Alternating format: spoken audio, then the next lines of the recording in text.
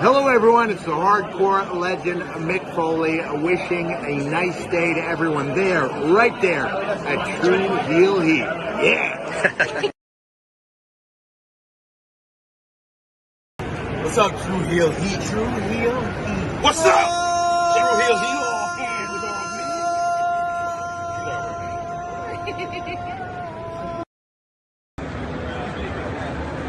All right, ready when you are. Hey guys, I may have go away heat, but these guys have true heel heat. So you better listen to the podcast or else I'm gonna kick you in your fucking cock and balls. I'll get it.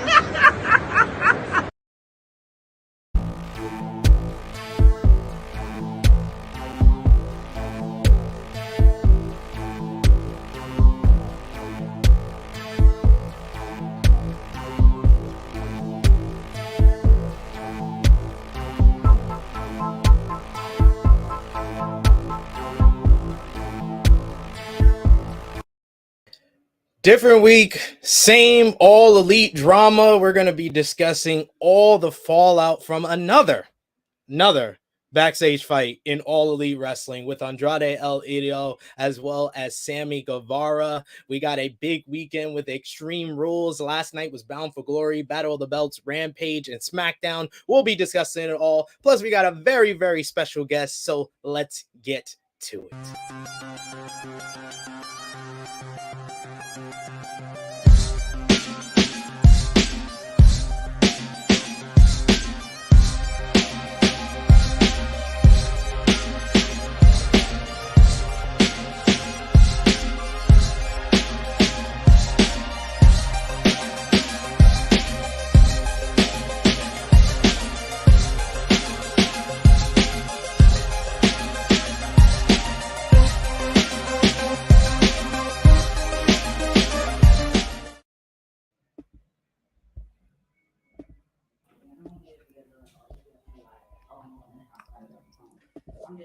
Hello. It is me, your True Hill Phenom, SP3. We are live on the True Hill Heat YouTube, Facebook, and Twitter for True Hill Heat 196. All elite drama strikes back. We're going to be discussing the latest wrestling news, including another backstage fight in AEW between Andrade El Idolo and Sammy Guevara. Andrade also wanting out of AEW. Recap of the weekend wrestling with AEW Dynamite, Rampage, Battle of the Belts, WWE Raw, NXT, Smackdown, Impact Bound for Glory, Impact on AXS TV. Plus, we got predictions for Extreme Rules tonight.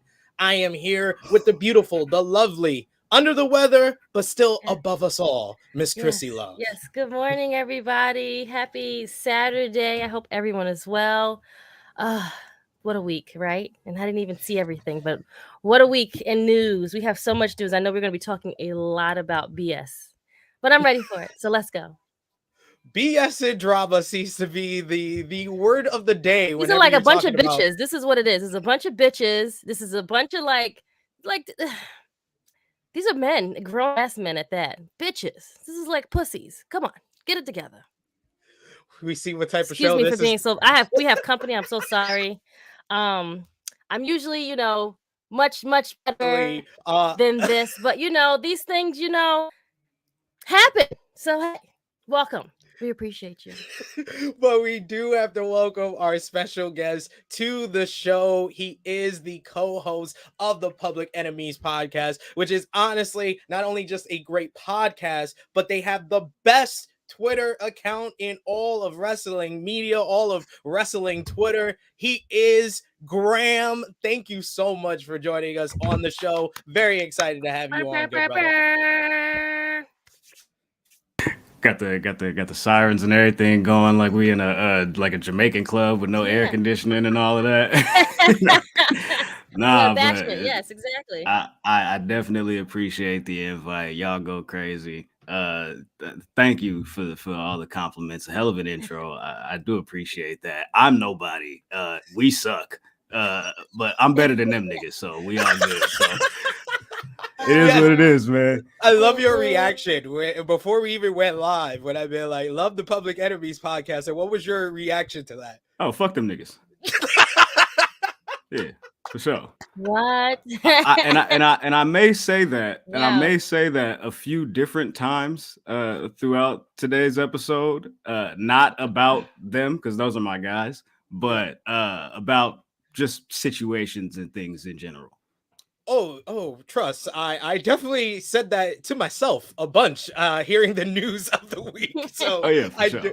I don't blame you. I try my best with the intro to tell everybody what you got going on, but let the people know anything you want them to know about, and of course, where they can follow you on social media. Y'all can follow me live and direct at Oh My God Graham on all social media platforms. I'll be over there at the Enemies PE3. That's what we do. Twitter, Instagram, TikTok, all that stuff. You know what I'm saying? Episodes live and direct right after Dynamite every Wednesday night. Come check us out. Doing great stuff. Love the crew over there. And like I said, the social media account, y'all are just a blast. Always making me laugh every single day. I got people that don't even really follow wrestling that tell me, oh, you got to follow these guys. These guys are hilarious. So love it. But we love all of y'all for joining us. We appreciate y'all joining us every Saturday, 11:05 a.m. Eastern Time. True Hill Heat flagship podcast. We want to hear from all of you with your thoughts about the latest wrestling news, because there was a lot. There was a lot this week, a lot to unpack, and we're going to discuss during the show. So let us know in the live chat. And of course, your super chat donations is the best way to have your comment highlighted on screen, and it helps out the channel so much. We got Ace in the live chat who's saying, "What's up, everyone?" Vala B saying, Good morning. Great footage from New York Comic-Con at True Hill Heat Wrestling. Yes, you guys. Wow. How much you have to pay Mick Foley for that? Hey, I'm not involved in any of this. I didn't go to Comic-Con. I got 2 kids. I can't do any of that. Yeah, I didn't go neither. So we're at home. We're stuck. But great pictures. Great. You guys, I live vicariously through you guys. You all there. That's amazing. I was like, Mick Foley? Whoa. Like, that's a big deal. That's a big deal. That's huge. Loved it.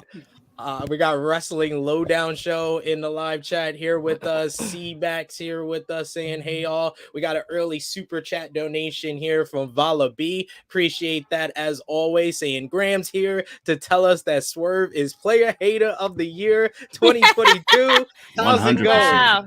100%. Player haters ball.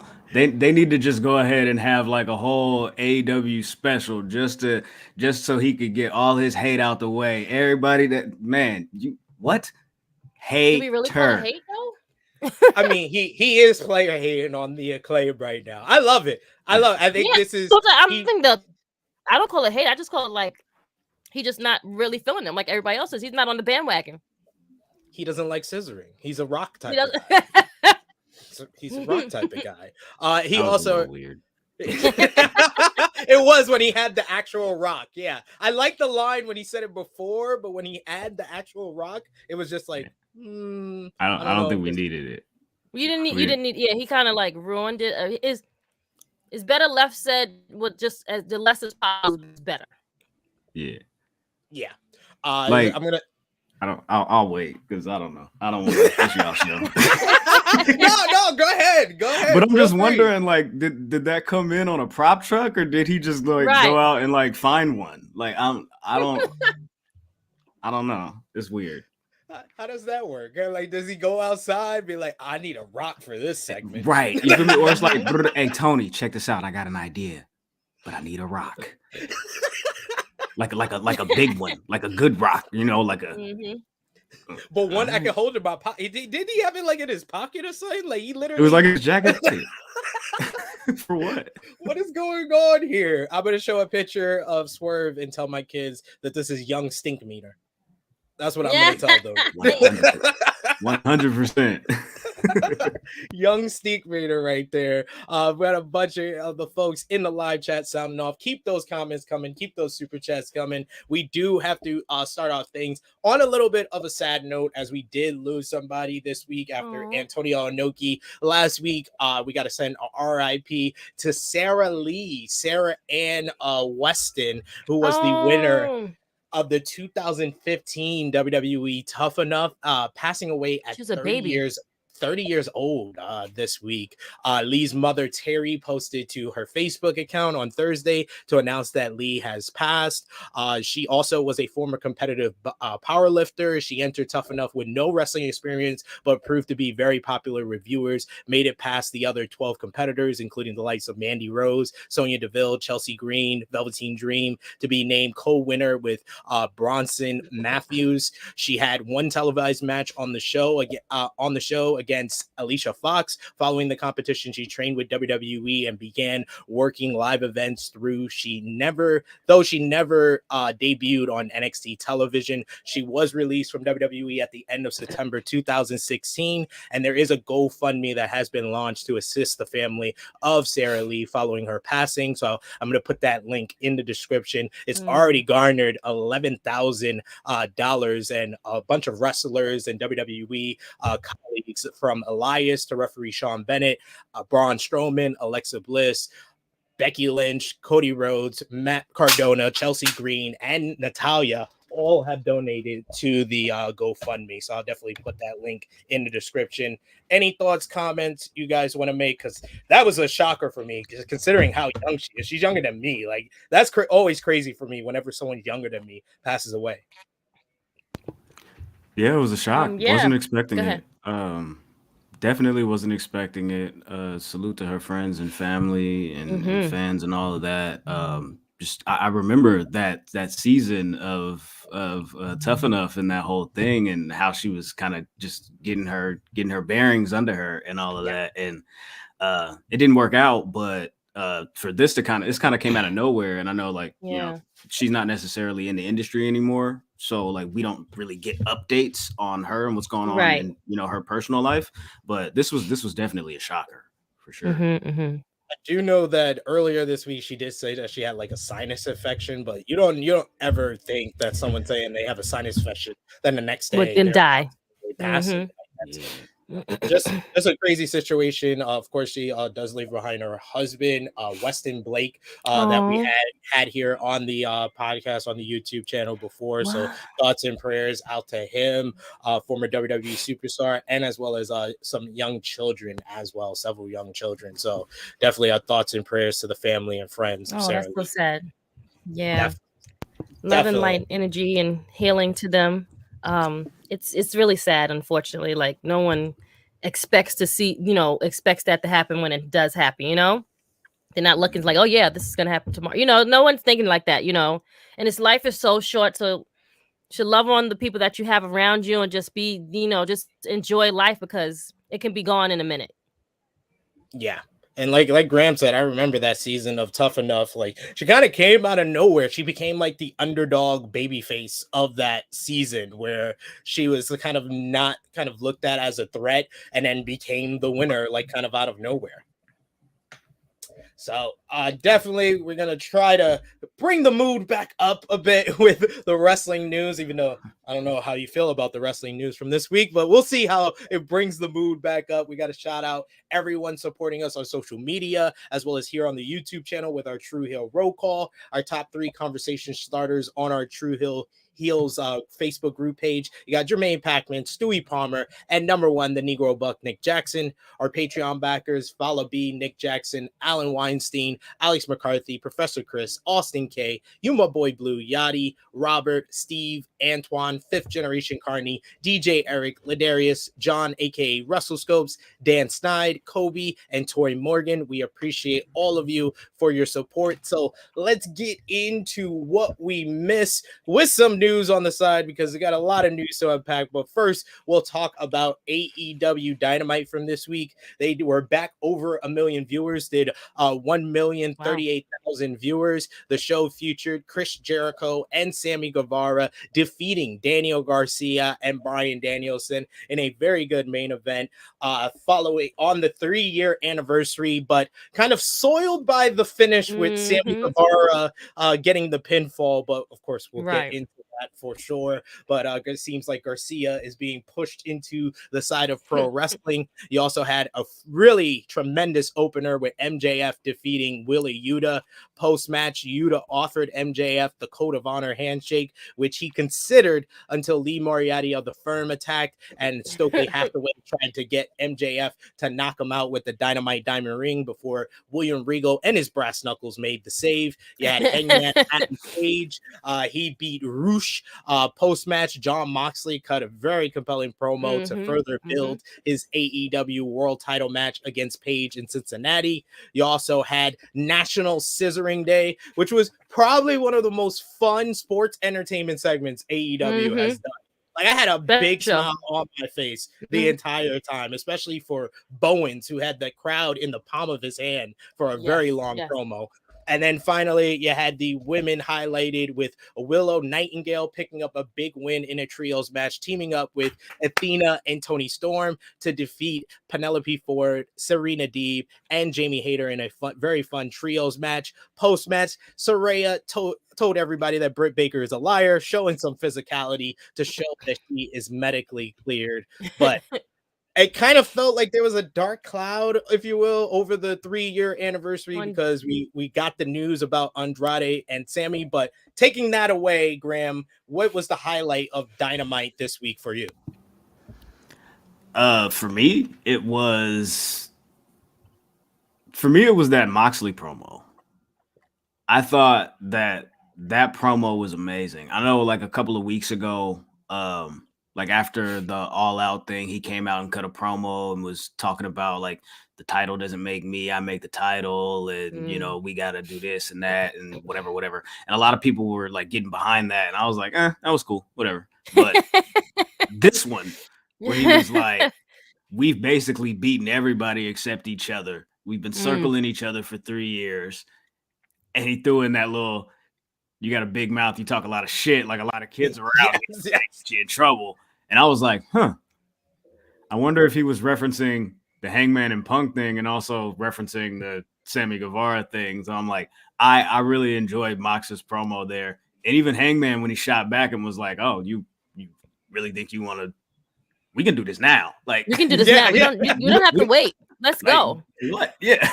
So I thought that was hard. So originally I wasn't necessarily all too hype about the idea of them like building this match because I really think AEW needs to hit a little bit of a refresh on the main event scene. But they got me. So salute to Mox. That was hard. I agree with you. When Moxley and Page went face to face, I was like, I feel kind of robbed that this is only going to be going on for 2 more weeks until this title. This feels like a main event of a pay-per-view. Like Page and especially how Moxley talked about that these are kind of the 2 top stars that haven't gone one-on-one in AEW yet. Krssi, how about for you? What was a highlight or a low light from the 3-year anniversary? My highlight, I didn't know it was National Scissor Day until I was watching the show. So that was the actual highlight. Yes, Anthony Bowens had the people out of the palm of his hands. It was just a great segment for the show, I guess, to bring some type of like happiness and like something or whatever. I guess, you know, I mean, everyone was, you know, hearing about like the backstage feud or whatever, but they tried not to let that like put a damper on the show, if that makes sense.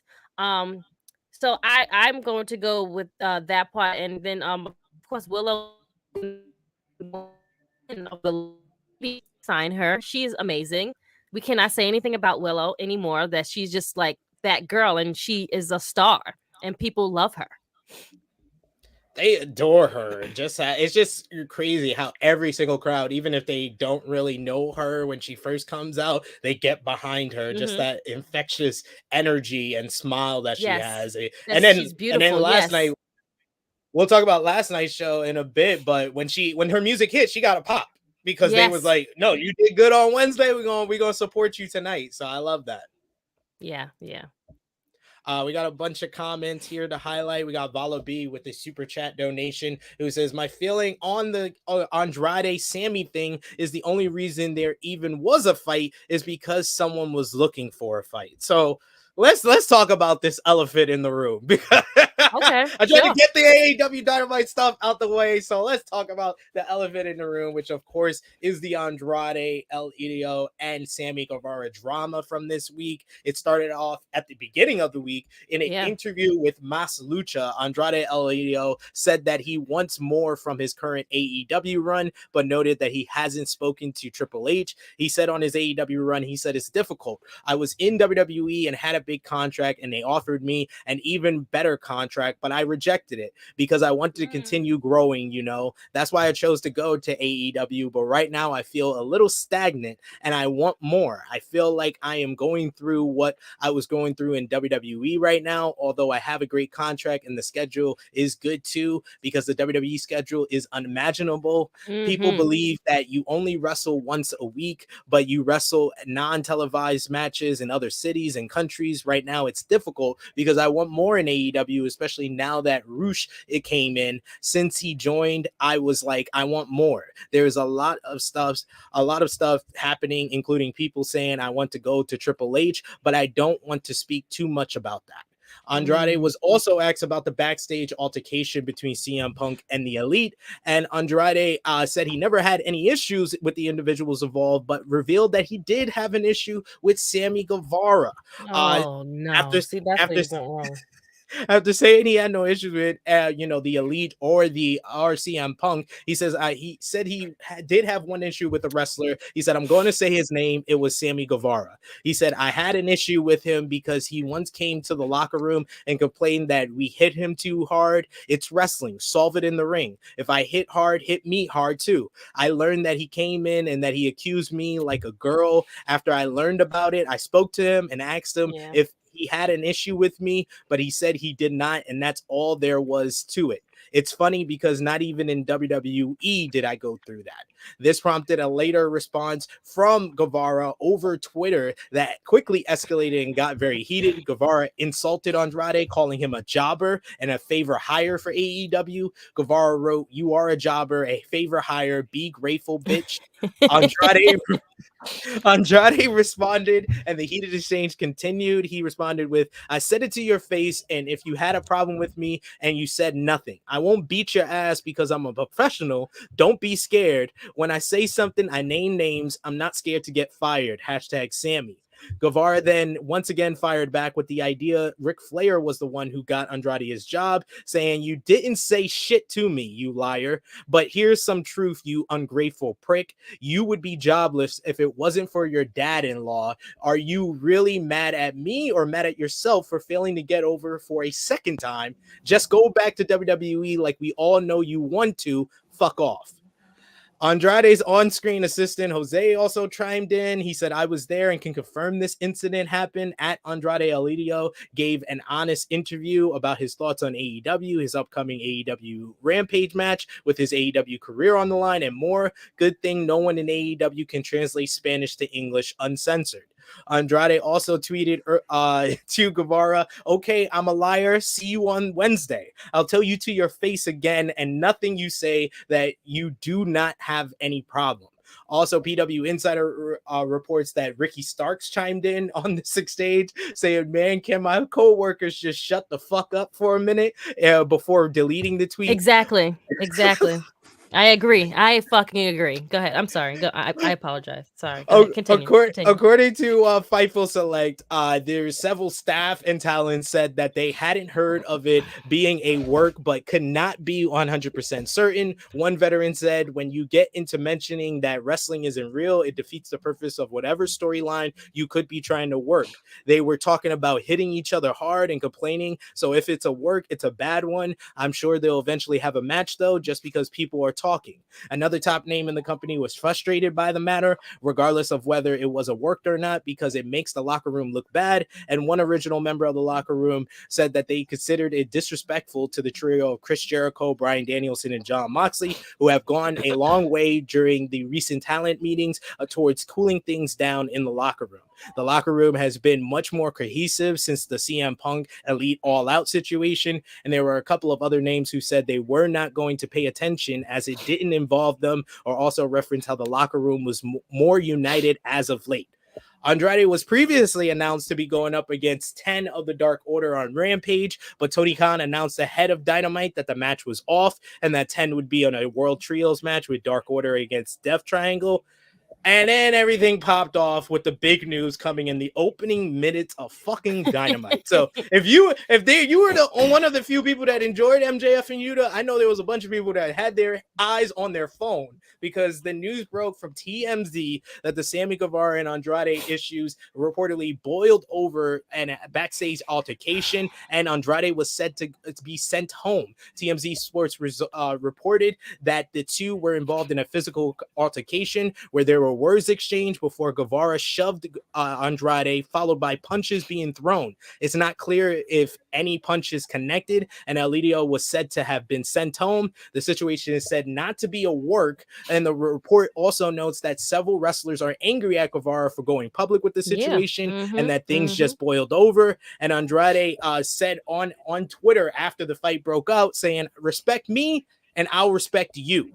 With Sammy Guevara not only appearing on the 3-year anniversary show of AEW Dynamite and also winning the main event, this caused a stir online with some on social media wondering why Guevara wasn't punished. According to Dave Meltzer of Wrestling Observer Radio, it was because he did not throw a punch. Both were reportedly warned by AEW management on Tuesday not to fight or they would be sent home, and this all stemmed from the interview. Meltzer claimed that he had 5 different accounts of what happened, but the gist of it was that Andrade was waiting for Sammy Guevara in the hallway for Sammy. Then he hit 2 punches before it was broken up. Apparently, when he got in Guevara's face, Guevara pushed him, so he was the one to make. Andrade was the one to make physical contact first before Guevara pushed him. But since Sammy didn't throw any punches, that's why he wasn't sent home.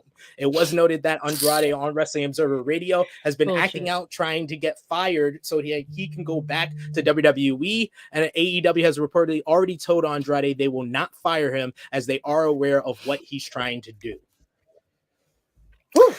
That was a lot to unpack. I'll put the ball in Graham's court first. What was your initial response to this news breaking out as it escalated? I felt like day to day, this has been the story of the week, and it escalated each day. So kind of tell us your kind of mindset as this thing broke down on social media, and then of course in the backstage area at Dynamite. So I was trying to figure out if this thing was actually going to be a thing. I thought it was, you know, like could just be like back and forth banter or whatever, or whatever. But I for sure was not expecting that, like within, like you said, the opening minutes of Dynamite, TMZ drops a story. And how did TMZ get the story? Right. I don't even know. Right. Not that it's not that I'm saying that it's a work or anything like that, but like who has a contact at TMZ and immediately was like, "Oh, by the way, I got something for you." Like TMZ don't care about stuff like this, like that, So I was trying to figure out, one, is Andrade really trying to get fired? Or is he just like, nah, you're not finna play with me? Yeah, I think it's a little bit of both, honestly, because we talked about it last week. We were like talking about who do we think in AEW is trying to get out, or who is right to try to get out. And I said at the top of my list was Andrade, because I felt like out of all the people that they complained wasn't as good in WWE, wasn't as good in AEW that they were in WWE, Andrade is at the top of the list at so many failures that the booking has given him in his time in AEW. So I understand if he wanted to leave, but going about it this way, I'm just like, not the best look. He's literally in the same place that he was before when he was in WWE. Yeah. He's like, oh, okay, let's put you with Vicky Guerrero. Let's not do that. Let's put you with Chavo. Let's not do that. Let's put you with Jose. Okay, let's put you with this whole like I don't understand what they're doing with him. They're just kind of like dropping him in different like groups and stories and like people's storylines and stuff, but they're not necessarily doing anything with Andrade. I think the last time Andrade was hot in AEW was when him and Pac was having those matches when Rampage first started last year. And since then, it's just been like, I'm here. You know, and here's Roosh, and we chilling. Here's Roosh. Nothing. It really feels like they have not known what to do with Andrade, because he's one of the few, like, you can at least say with most of the people they failed with from WWE, they at least have a memorable debut. He didn't even have that. Remember his debut with Vicky coming out and introducing him, and how flat that came off, and everybody was like, I don't know about this Andrade Vicky thing, which led to Chavo coming in, and then that lasted a cup of coffee. Then he buys the Hardy family office, which was already a ruined stable. Yep. He's the leader of that. Then Roosh comes in. That feels like more Roosh feels he's higher up on this roster than Andrade. Than Andrade is, yes. It's so the best sad. thing about Andrade's run in AEW so far, I'm sorry, has been the memes.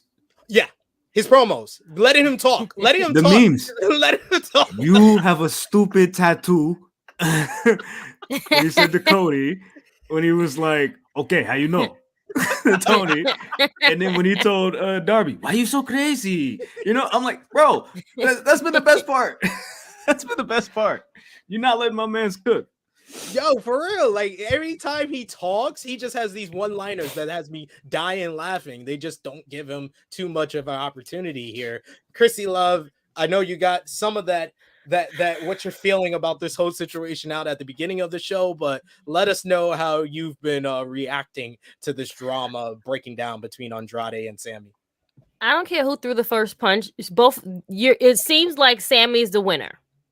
And I'm only saying that because he got to go out and wrestle and be on and get the pin and be in the main event.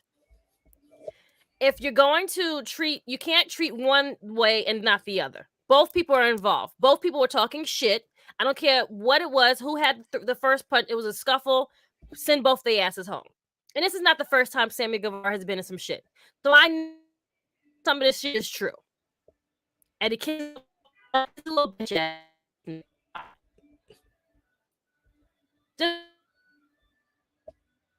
Is she drowning out for you? I can't hear her now.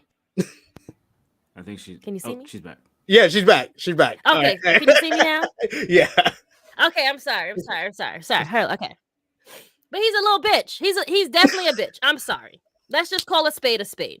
Sammy Guevara is a little bitch. And just because that he runs and bees in the group of people that he hangs out with, he feels like he is untouchable. I'm sorry. Let's just call a spade a fucking spade. Sammy talks a lot of shit, and then when he's gonna meet that one person that's gonna punch the shit out of him for talking too much shit, that's what's gonna happen. So I'm not saying I take Andrade's side. I'm not saying that. What I'm saying is people talk a lot of shit and they need to be put in their place sometimes. And he's probably one of those people that need to be put in his place. And it's not the first time that someone said Sammy Guevara has done this. Sammy Guevara has done that. And he goes and he probably goes run and tells Tony or tells Chris Jericho. He probably goes and run and he's like a little bitch. You run and you go and tell. Let me go tell Dad so I won't get in trouble first. You know what I'm saying? Like, let me look like, but you talking a lot of shit on Twitter, like you always do. So back that shit up. So I think that is really unfair that he got to. It just shows that they chose sides. I'm sorry. Yeah. For me watching the show, it looks like they chose his side. Yeah, I think they went with I think they had an idea in mind for what they wanted to do with that main event. Mm-hmm. Yeah, and them having the altercation kind of threw a monkey wrench in those plans, and it was like, well, if we don't do this, like, how do we continue on with the story? And then throw in the idea, and Sammy didn't fight back. So, well, they said that he didn't try to, they said that he didn't try to defend himself with the Eddie Kingston thing too. Yeah, but like Krssi just said, I agree 100% with it. I think because if I'm not mistaken, Jericho was the one that suggested we bring Sammy Guevara in. Yeah, it was one source that Meltzer talked about on Wrestling Observer newsletter. Chris Jericho backed Sammy Guevara in this whole situation and confirmed he did nothing wrong, which led to Guevara not being punished. But also, we should bring up the fact that, Sammy Guevara gets to stay on the 3-year anniversary, winning the main event because he didn't throw a punch during the fight. Let's talk about why we've had to recover the backstage drama in AEW is because of the all-out situation where Kenny Omega saved the dog. Matt Jackson came in with the legal officer. Apparently, CM Punk said he kicked the door down, but he kicked the door down with the legal officer. And Nick Jackson got hit with a chair. None of the reports that we heard about that situation. And they all went home. That any member of the Elite threw a punch. And they are suspended. What happened with Sammy? How is the exactly that didn't throw a punch in a fight suspended, but Sammy Guevara isn't? Yep. Talk about it. See what I'm saying?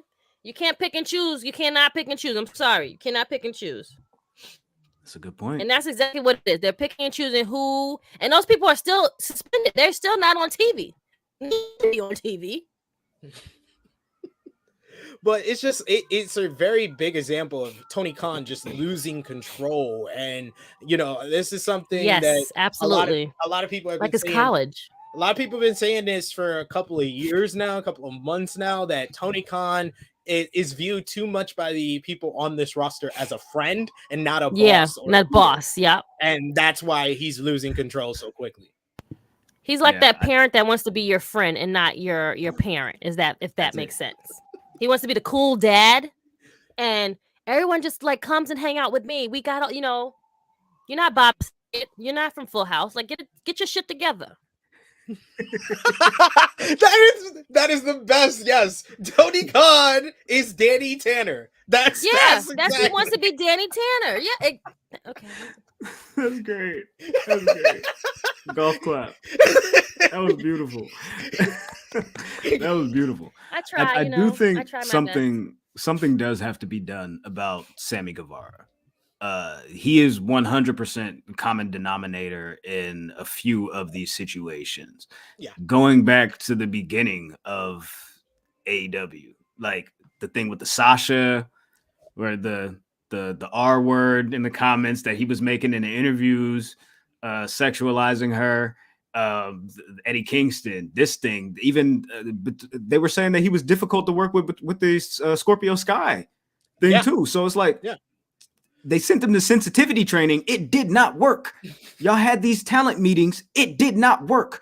Y'all had another talent meeting where Jericho, Moxley, and Brian someone is took the common over, denominator. and we're like, no, we need to all get our houses in order.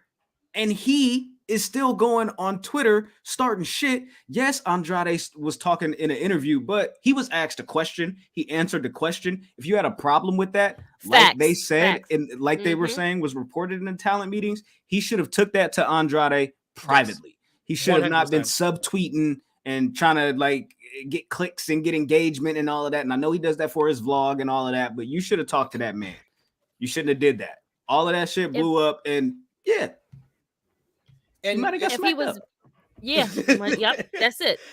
And I hate the fact that there's fans out there that make the excuse for Sammy saying he's an immature kid. That man is 29 years old. He's nearly 30. Come on. We got to stop making that excuse. I said the other day on Public Enemies that idea that he's just an immature kid is too much reminiscent of when the whole 6ix9ine thing was happening, and they were like, "Oh, you can't really blame him for snitching. He's just a kid. He's just a young kid. He doesn't know that he didn't know what this gang life was gonna be. He's just I'm like, this nigga's 25.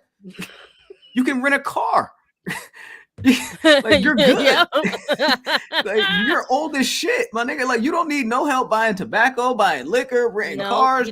You don't need nothing. You a grown ass man. You got yourself into this." Yeah. Go ahead, Krssi. If anything, he should have been like, you know what? Maybe I did something wrong, and I don't know I did something. So let's call him, at the arena. Let me go, let me go holler at him and see if he want to talk to me. If I did you any wrongdoing, maybe you don't remember you doing any wrongdoing. Some people don't remember that they did something wrong, and they have to be checked. If I did something wrong to you, my bad. I didn't even know I did something wrong. But let me just tell you, I'm sorry. Like the sensitivity training, the people that did it sucked because he didn't learn anything. He clearly didn't learn anything. And you know what blew my mind earlier this week, Graham? You mentioned a lot of the Sammy drama. Remember the first one when he was going to be sent to Impact after he left the Inner Circle? And he didn't want to go because he wasn't going to win the X Division Championship, and they had to scrap all those plans for Impact. Mm-hmm. That was the first domino. That was like a foreshadowing of all the mess he was going to cause. And like, this is too much going on for one person. He's the one common denominator, like Krssi said. If everyone's got an issue with you, you're the issue. It's crazy. I think that this is another thing with AEW. I've been saying it with the all-out situation. We're going to talk more about this in the weeks to come. I think there's going to be more information, more fallout, maybe a suspension, hopefully to Sammy as well. But he definitely should get a suspension. But I think at the end of the day, though, we have to say that WWE calling up all these AEW stars that used to work for them was a success. It's caused unrest. It's caused the momentum to shift, and it's caused these guys to all sound like they just want to leave, and that's not a good look to a fledgling company. Not at all. But I do think that is a separate issue from the Sammy and Andrade thing. I think that is a separate thing because when you look at the landscape and you look at guys like Andrade, you look at guys like Malachi, you look at guys like Buddy Matthews.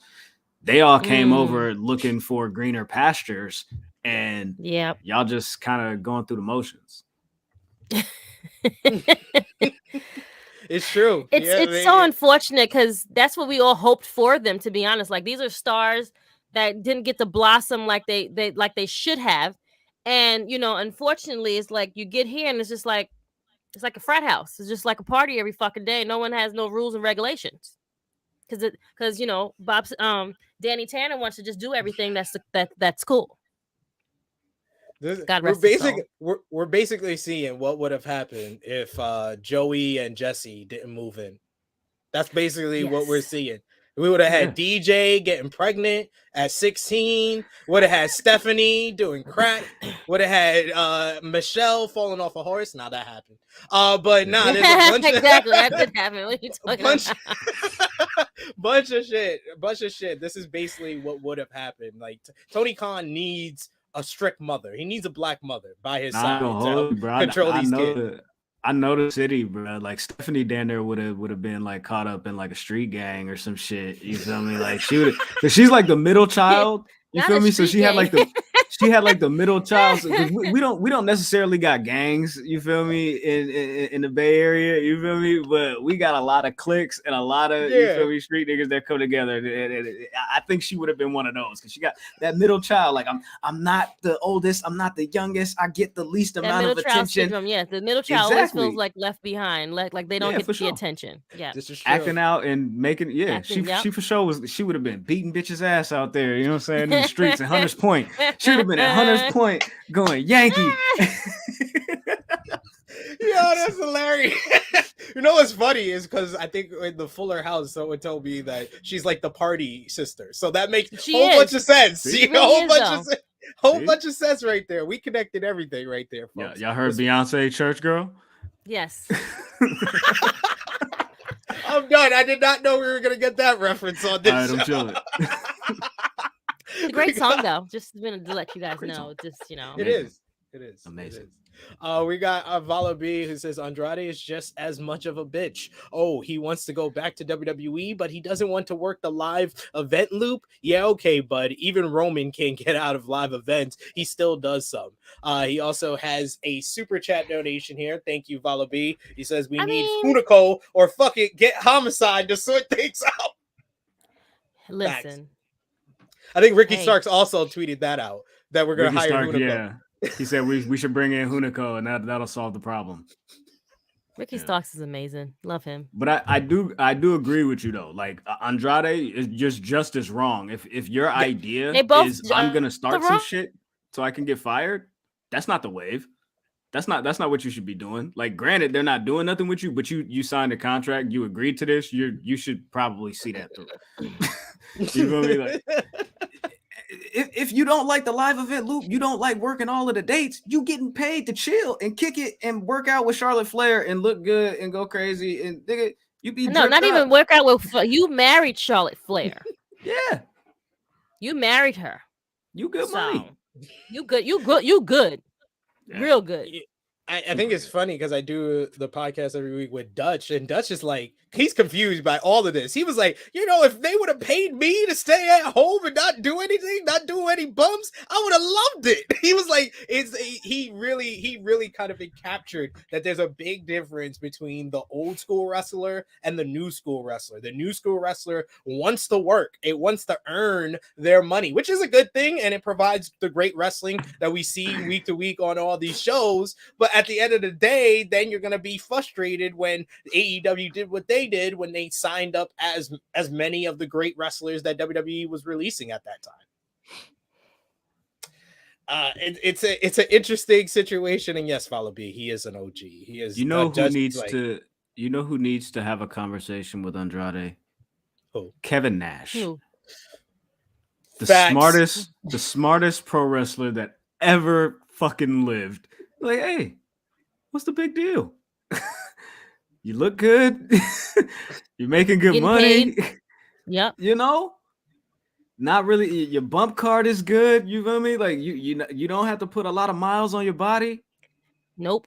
You love the business. All right, cool. Love the business from afar and collect these checks, man. Like, what are you doing? Go on these trips. Your wife is still off from work. Y'all could be like living the best lives right now. Like, I'm just saying, like, impregnate her. Maybe she wants to have a baby. I don't know. I don't have this in my notes, but we should mention that Charlotte, there was a report earlier this week that Charlotte is taking more. No, she's taking more time off for personal reasons, which has caused a bunch of rumors on social media. So you say, get your wife pregnant. We don't know if maybe. Yeah.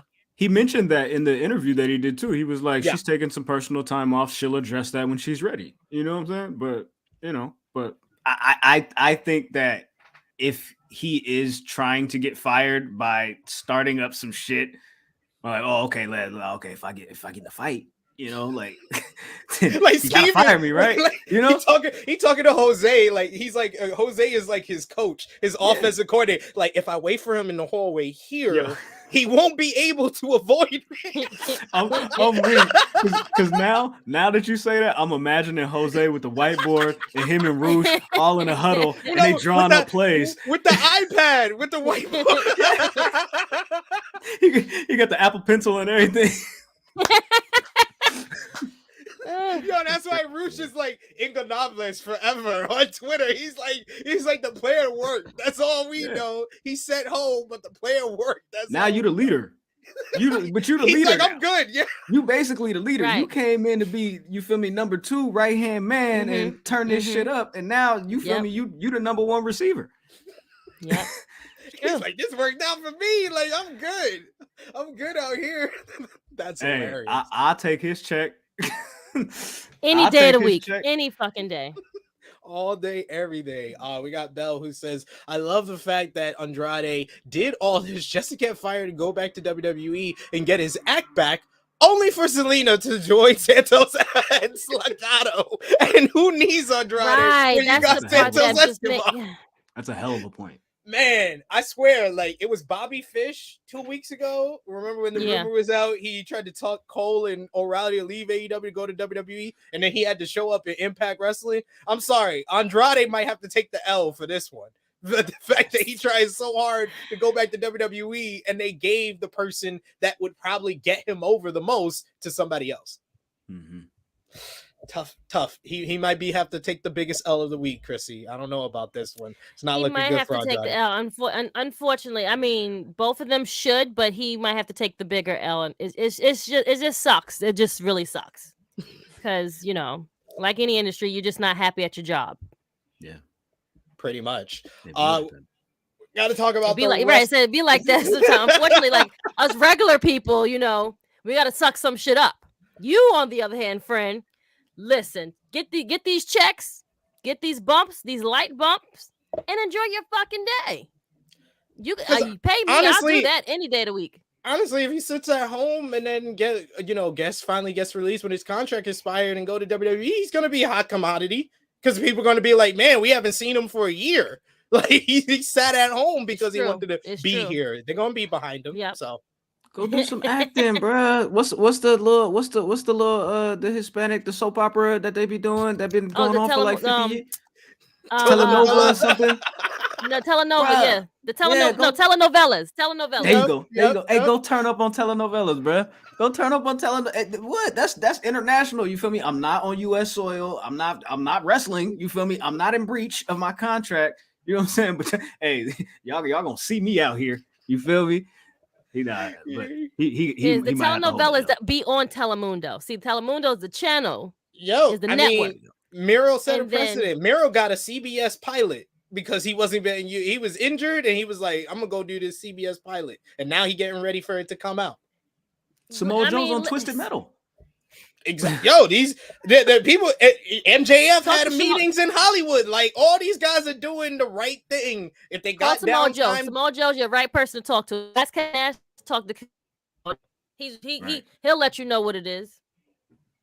And guys got to get it together. Guys got to get it together in general. But let's talk about what happened last night. There was a bunch of wrestling going on Friday night. You had AEW Rampage. They had Death Triangle defeat Dark Order in a very good trios main event to retain the AEW World Trios Championship after Pac was handed the bell hammer by Roosh and he knocked out Alex Reynolds to get the win for Death Triangle ahead of him defending the All Atlantic Championship on Battle of the Belts. You had another trios opener as well with Blackpool Combat Club beating Roosh and Private Party in a fun opener with that crazy Claudio Castagnoli double swing to Private Party, which was great. Willow Yuta getting the win with the submission in the end. You also had Ty JAS beat Sky Blue and Madison Rain. You also had Josh Woods and Tony Nese defeat the Varsity Blondes. Post-match, Mark Sterling announced that Nese and Woods would take the varsity title from the Blondes and become the varsity athletes,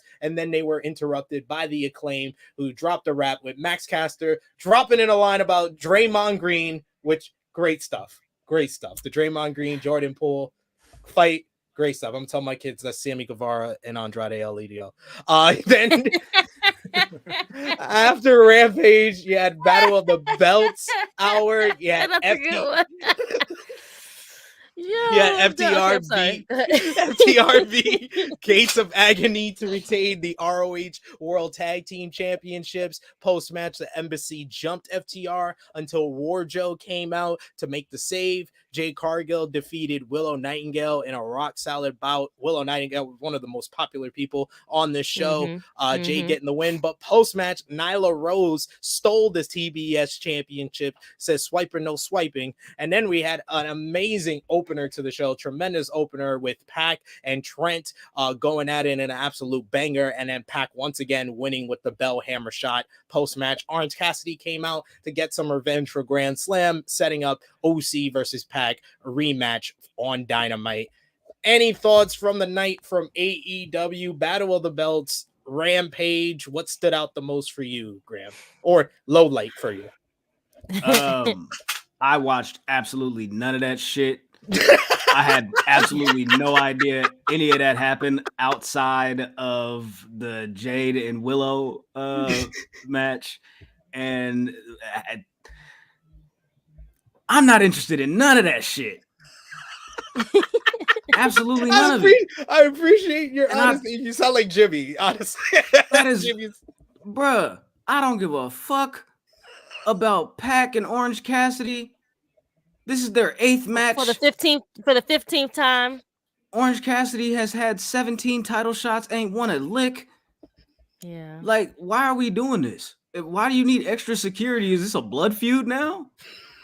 Like, I don't know. I can't get into Wheeler Yuta. Like, he's a great wrestler. I just don't like his look. You know, like, and that just I don't give a fuck. Like, that stuff matters to me. Yeah. Like, like all of that stuff matters. Can you cut a promo? Are you a good wrestler? Is your look is your package together? You know what I mean? I feel like he's not quite there yet. Not for me, at least.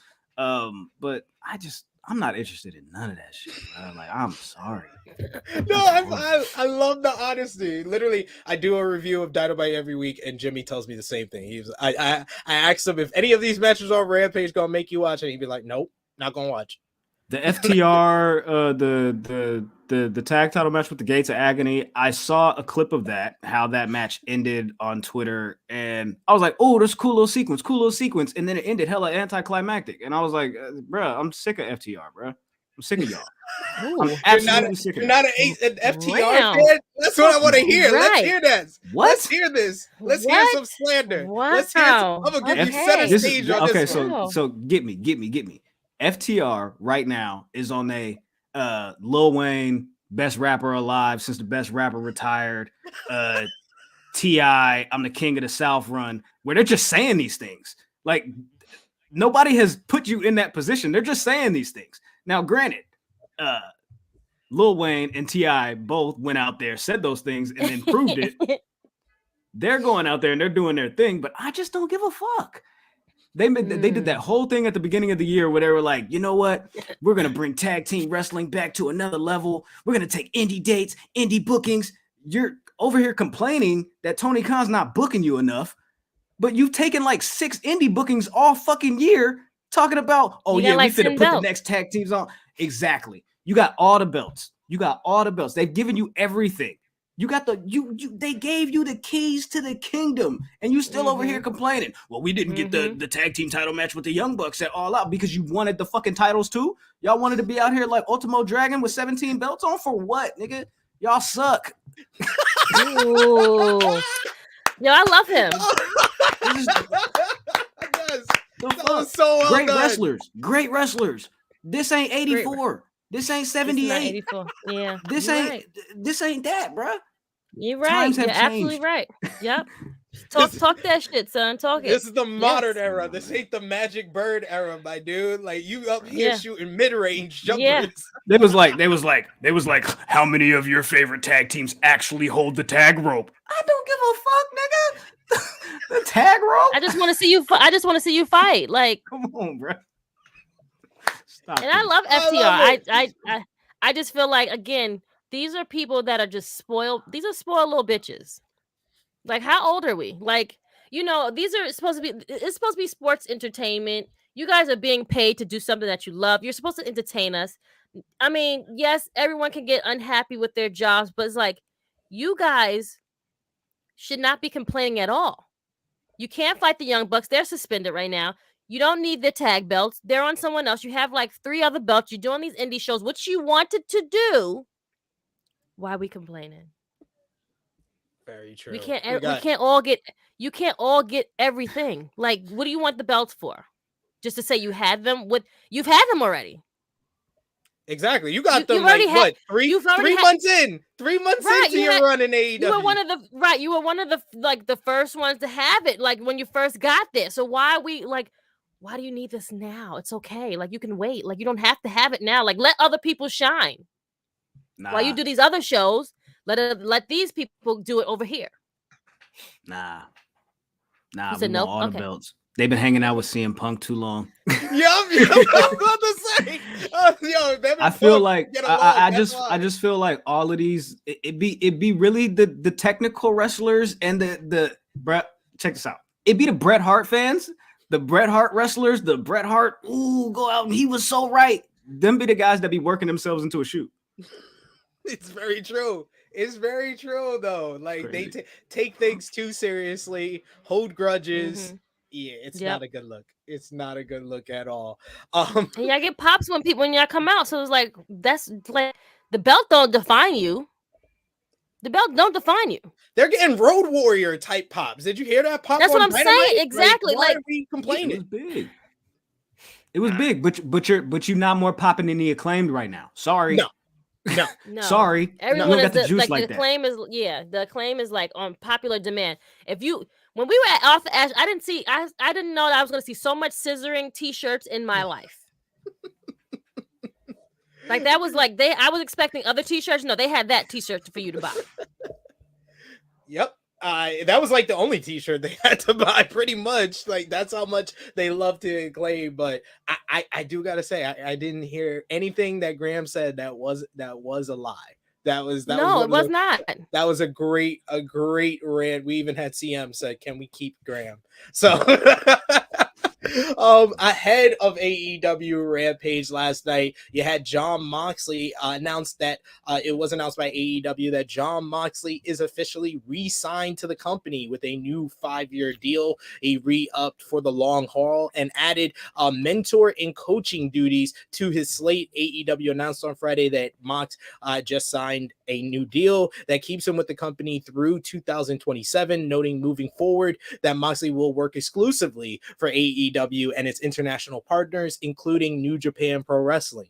During his AEW tenure, Moxley has worked with a variety of other promotions, including GCW, where he's GCW World Champion, and he is, of course, GCW is not an international partner of All Elite Wrestling, so it's not clear what this means for the promotion's world title. Despite Moxley, is going to go one-on-one with Nick Gage tonight, title versus career at GCW Fight Club, so maybe they make the move there.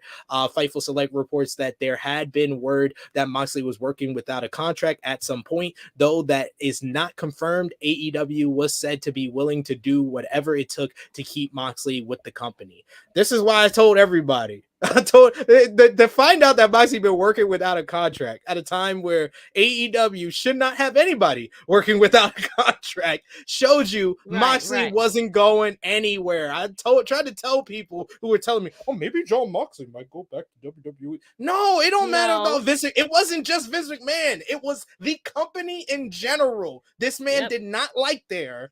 He likes it here. It's pretty simple. I think this is the best move for AEW. You guys agree? Absolutely, I agree. Jon Moxley. They need Jon Moxley. They don't have Jon Moxley. Like that. This is gonna be a shit show. He's very much like the Tommy Dreamer was to ECW. That's what it feels like now with Moxley and AEW at this point. He's kind of like the lifeblood, the guy that I don't even consider him a WWE guy, even though he was in WWE for so many years. He feels like he always should have been in AEW. By the time this deal is up, he would have been in AEW longer than he was in WWE. I think this will get him to the 8-year mark, and this is working for him. Yeah, it is. This is a schedule that he yes.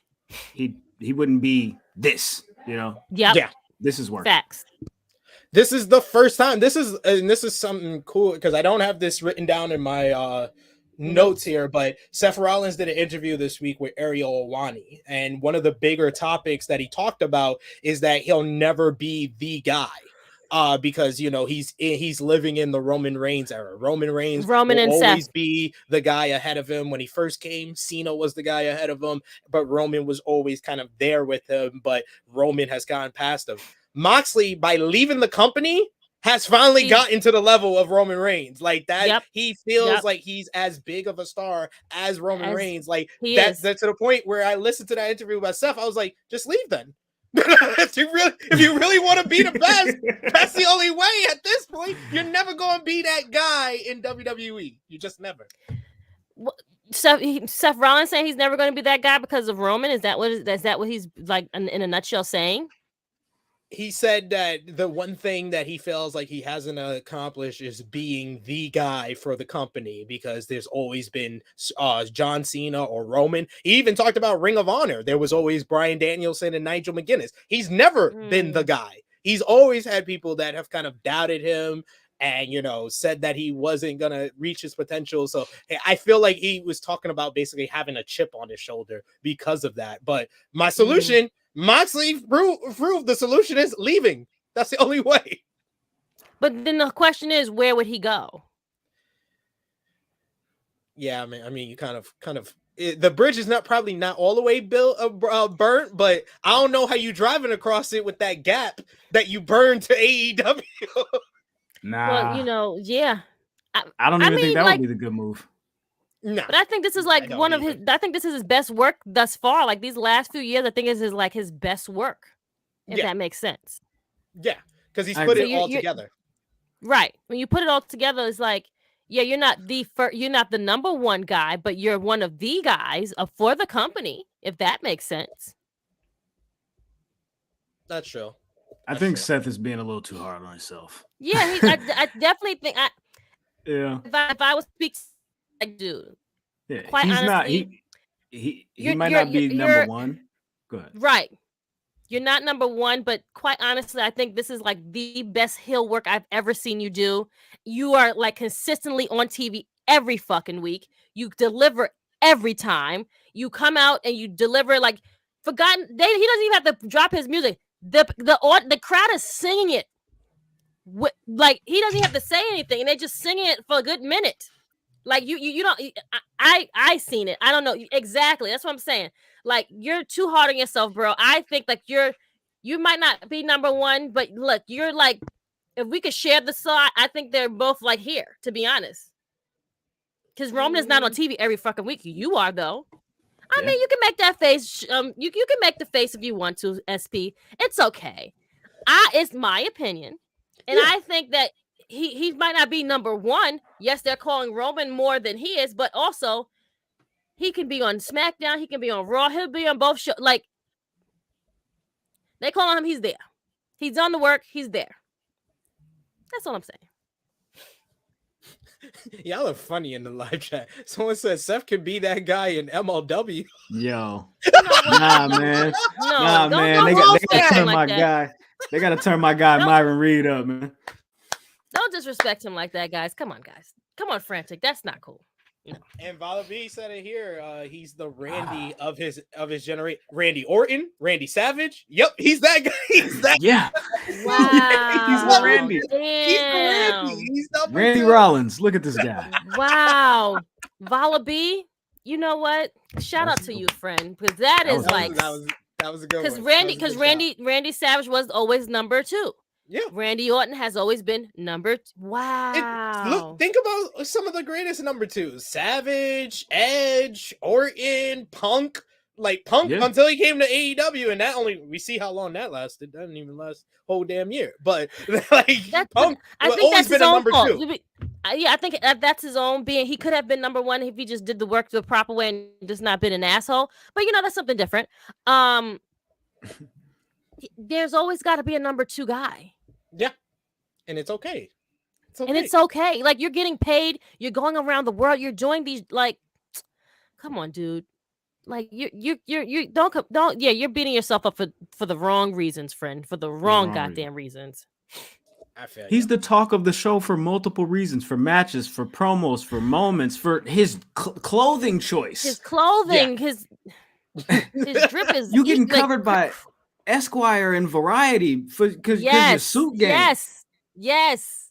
Calm down, my brother. Facts. calm. Yes. You're doing quite all right. Come over here. I'll give you a $100, bro. Matter of fact, y'all probably already here in Brooklyn anyway. Come down here. Let me give you a hug. Let me tell you what the shit is. Come talk to me. I can come to mama. You know what it is? Come on. You know what it is? And I'll leave it alone. Becky gotta watch that one video that with the lady and the grapefruit. Becky gotta watch that and get some tips. I'm done. You know what? All I will say is I've said this on another platform, but I'll say it here. I was like, Seth Rollins is basically the modern day Triple H in a lot of ways. They both got multiple nicknames: Cerebral Assassin, King of Kings, the Game, the Architect, the Visionary, the Revolutionary. Yeah, like they're always going to be number two. Triple H had Rock. Seth got Roman. He's always going to be the Triple H. Yes, that's a better one. He's always the Triple H. Another number two. The biggest number two. 2. Biggest difference though, Triple H got married and he got to the WrestleMania main event. Seth got married and got denied the WrestleMania main event. Next topic. Let's go. No, I'm not doing this with you guys. Sorry, Seth like my WrestleMania main event was like what, 1 minute and 21 seconds. Like that's what you're giving me. And then when Roman got leukemia, he was like, "Oh, I'm set. And then Becky was like, honey, I'm gonna need you to do the dishes. I got this. Not the dishes though. What? I'm gonna need you to do the dishes. I got you. Can open the show. Oh, you could jerk the curtain for me, but I'm gonna need you to do the dishes while I. She was like, "Did you season that meat?" Did you? Damn, y'all so disrespectful on so many levels. It's not even funny, yo. Wow. Being honest with stuff. So disrespectful, guys. Your mama, your mom never told you to thought of chicken out, and you forgot. Yeah. And she called you like, "I'm finna be home in like 20 minutes." Did you say, "Yeah, I took it out." Now you rushing, trying to figure out. You poured hot water on it. Yeah, you got the water. You got the water running. Like, fuck. You put it in the microwave because it's still ice. It's true. It's very true. You're right. You're so right. Was in there tripping. I'm done. You seen how he was in Edge's house, getting real comfortable? He was in that. He was in. Getting ready, man. That's crazy. Yo, this has probably been my favorite episode in a while. The all-out note from AEW Rampage and Battle of the Belts. Wrestling Observer newsletter had notes on who Tony Khan is working with behind the scenes for creative. It was noted that Khan primarily works with QT Marshall for formatting the shows. When there are creative meetings to go over ideas, they will include the EVPs, the Young Bucks, and Kenny Omega when they're available, and Pat Buck, Sanjay Dutt, Tony Schiavone, Marshall, and others. They're usually there for Khan to bounce ideas off of, although it's not always the same people, and main event talent has input on their stories. Basically, by the way, Tony Khan been doing these interviews about how he is like the autonomy of the creative. I thought he didn't work with anybody. I thought everybody just come to him, give him ideas, and then he did everything. So it's glad to know that he does have people to kind of filter his ideas and whatnot. So I'm happy to hear that. What we did have last night, besides AEW Rampage, Battle of the Belts, we got a bunch of great comments in the. Can I say something real quick about that? Because he said something that was very interesting in that Ariel Helwani interview, where he was talking about the people that he goes to for advice and the people that he kind of puts in position, wrestlers like Chris Jericho, like like Bryan Danielson, like so many other people. And then he said some people that are working office jobs, like the Young Bucks, like Kenny Omega, and CM Punk. Does CM Punk have an office job? Is CM Punk an employee of AEW? I had never heard that, but what Punk said during the All Out post media scrum made me think. Like, he was like, he's my business partner. He was not talking to Tony Khan like he was a boss. He was talking to him like he was a business partner. He was like, I'm trying to run a business, and these guys are acting like they're in fucking Reseda. And now Tony Khan saying he's got guys working in the office like the Bucks, like Kenny Omega and CM Punk. I don't know in what context he was saying that, but by saying people that are working office jobs, listing the EVPs, and then saying like taking a pause and saying even CM Punk. I'm like, is he an employee? He's not an independent contractor. Did you give him 2 contracts? Does he have 2 deals like Brandon Cutler? 2 contracts, Punk. Yep. Hey, when are they gonna let Brandon Cutler go? Yo, nah, Brandon Cutler got a job for life. He willing to just go behind the camera if it's me. For sure. Hey, my G, congratulations. Keep producing being the elite. You're not wrestling no more. It's not working. It's not working. He was on Dark. That counts, guys. That counts, guys. Does it really though? Really? Give him a tiered deal. To some people. Bring him back on a Peter Avalon special. Tier deal of Hullaby says, shout out our boy 2-Pack 2 Furious. Yes, Pack 2 belts. Definitely that Trent match, that was great. Definitely go out of your way to watch that. I'll see if it makes my match of the week list. We also got Hullaby with another super chat donation saying, people say AEW will die if the elite leave. They're wrong. AEW dies the day they lose Mox. Do whatever it takes to keep him forever. And I think that's what they're going. If they're making him a coach and a mentor, next step is the next deal going to be he's basically in management at this point. I was saying give Jericho the EVP job. Get them niggas out of there. He's holding you down. He's towing the company line, waving the flag out there. No, this is where we're supposed to be. This is the place to be. This is where you want to, like, all right. Yeah. The way Jericho handled that media scrum made me be like, maybe they should think about that, because he handled that tremendously. Yeah. Because he knew everything that was going on, and you wouldn't have known by the way he was talking. Yeah, Tony needed him in that moment. Yeah, And it's also a fact, like his body is, but you know, is he's gonna start doing like less and less, if that makes more sense. You know what I'm saying? He's gonna start doing more his cruises more. He's probably gonna do more commentate. He's gonna be at the commentator table. Like he's gonna start slowly, not right now, but slowly start to like pull back, if that makes sense. Because he's, you know, he's getting older. He has children. Like, well, his children are older now, and like, you know, there's things that, you know, a part of life that has to go. So he can definitely get that position. I think he'll be perfect for it. If Tony is smart, he will let him do that. Scale his schedule. That's the only way back that so company can survive. Make sure his niece don't be getting jumped or at school no more. You know what? I almost forgot about that shit. He started that. He shouldn't have posted that. No, he shouldn't. He shouldn't have posted that. He definitely shouldn't have. Oh, we also got to talk the rest about of the day. What? I didn't say anything. We also got to talk about Impact on Impact Bound for Glory. Their biggest show of the year was last night.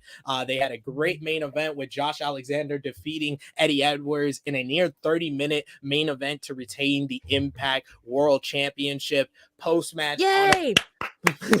She's like, I got one right. Post-match, I got one right, and it was more than 20 minutes. Yes, fuck yeah. Post-match, Auto No More attacked until Call Your Shot winner Bully Ray made the save. And why do they keep giving this man work? Like, I don't understand. Purpose? I don't get it either. Like, when he came out in the Call Your Shot gauntlet, I was like, oh, this is a nice little appearance, because this is like the place Bully Ray was at his best, Impact Wrestling. Then when he won, I was like, what the fuck is going on? He won that shit? Yes, he won the Call Your Shot gauntlet. So now it's basically their money in the bank. But it wasn't him. Okay. It's basically their money in the bank. So now he can get a shot whenever he wants. So they teased him and Alexander at the end of the night. Who's in charge of Impact Wrestling? Scott D'Amore. Blame Scott. Okay, Scott, can you give us a call, please? We need to talk about this. We got you.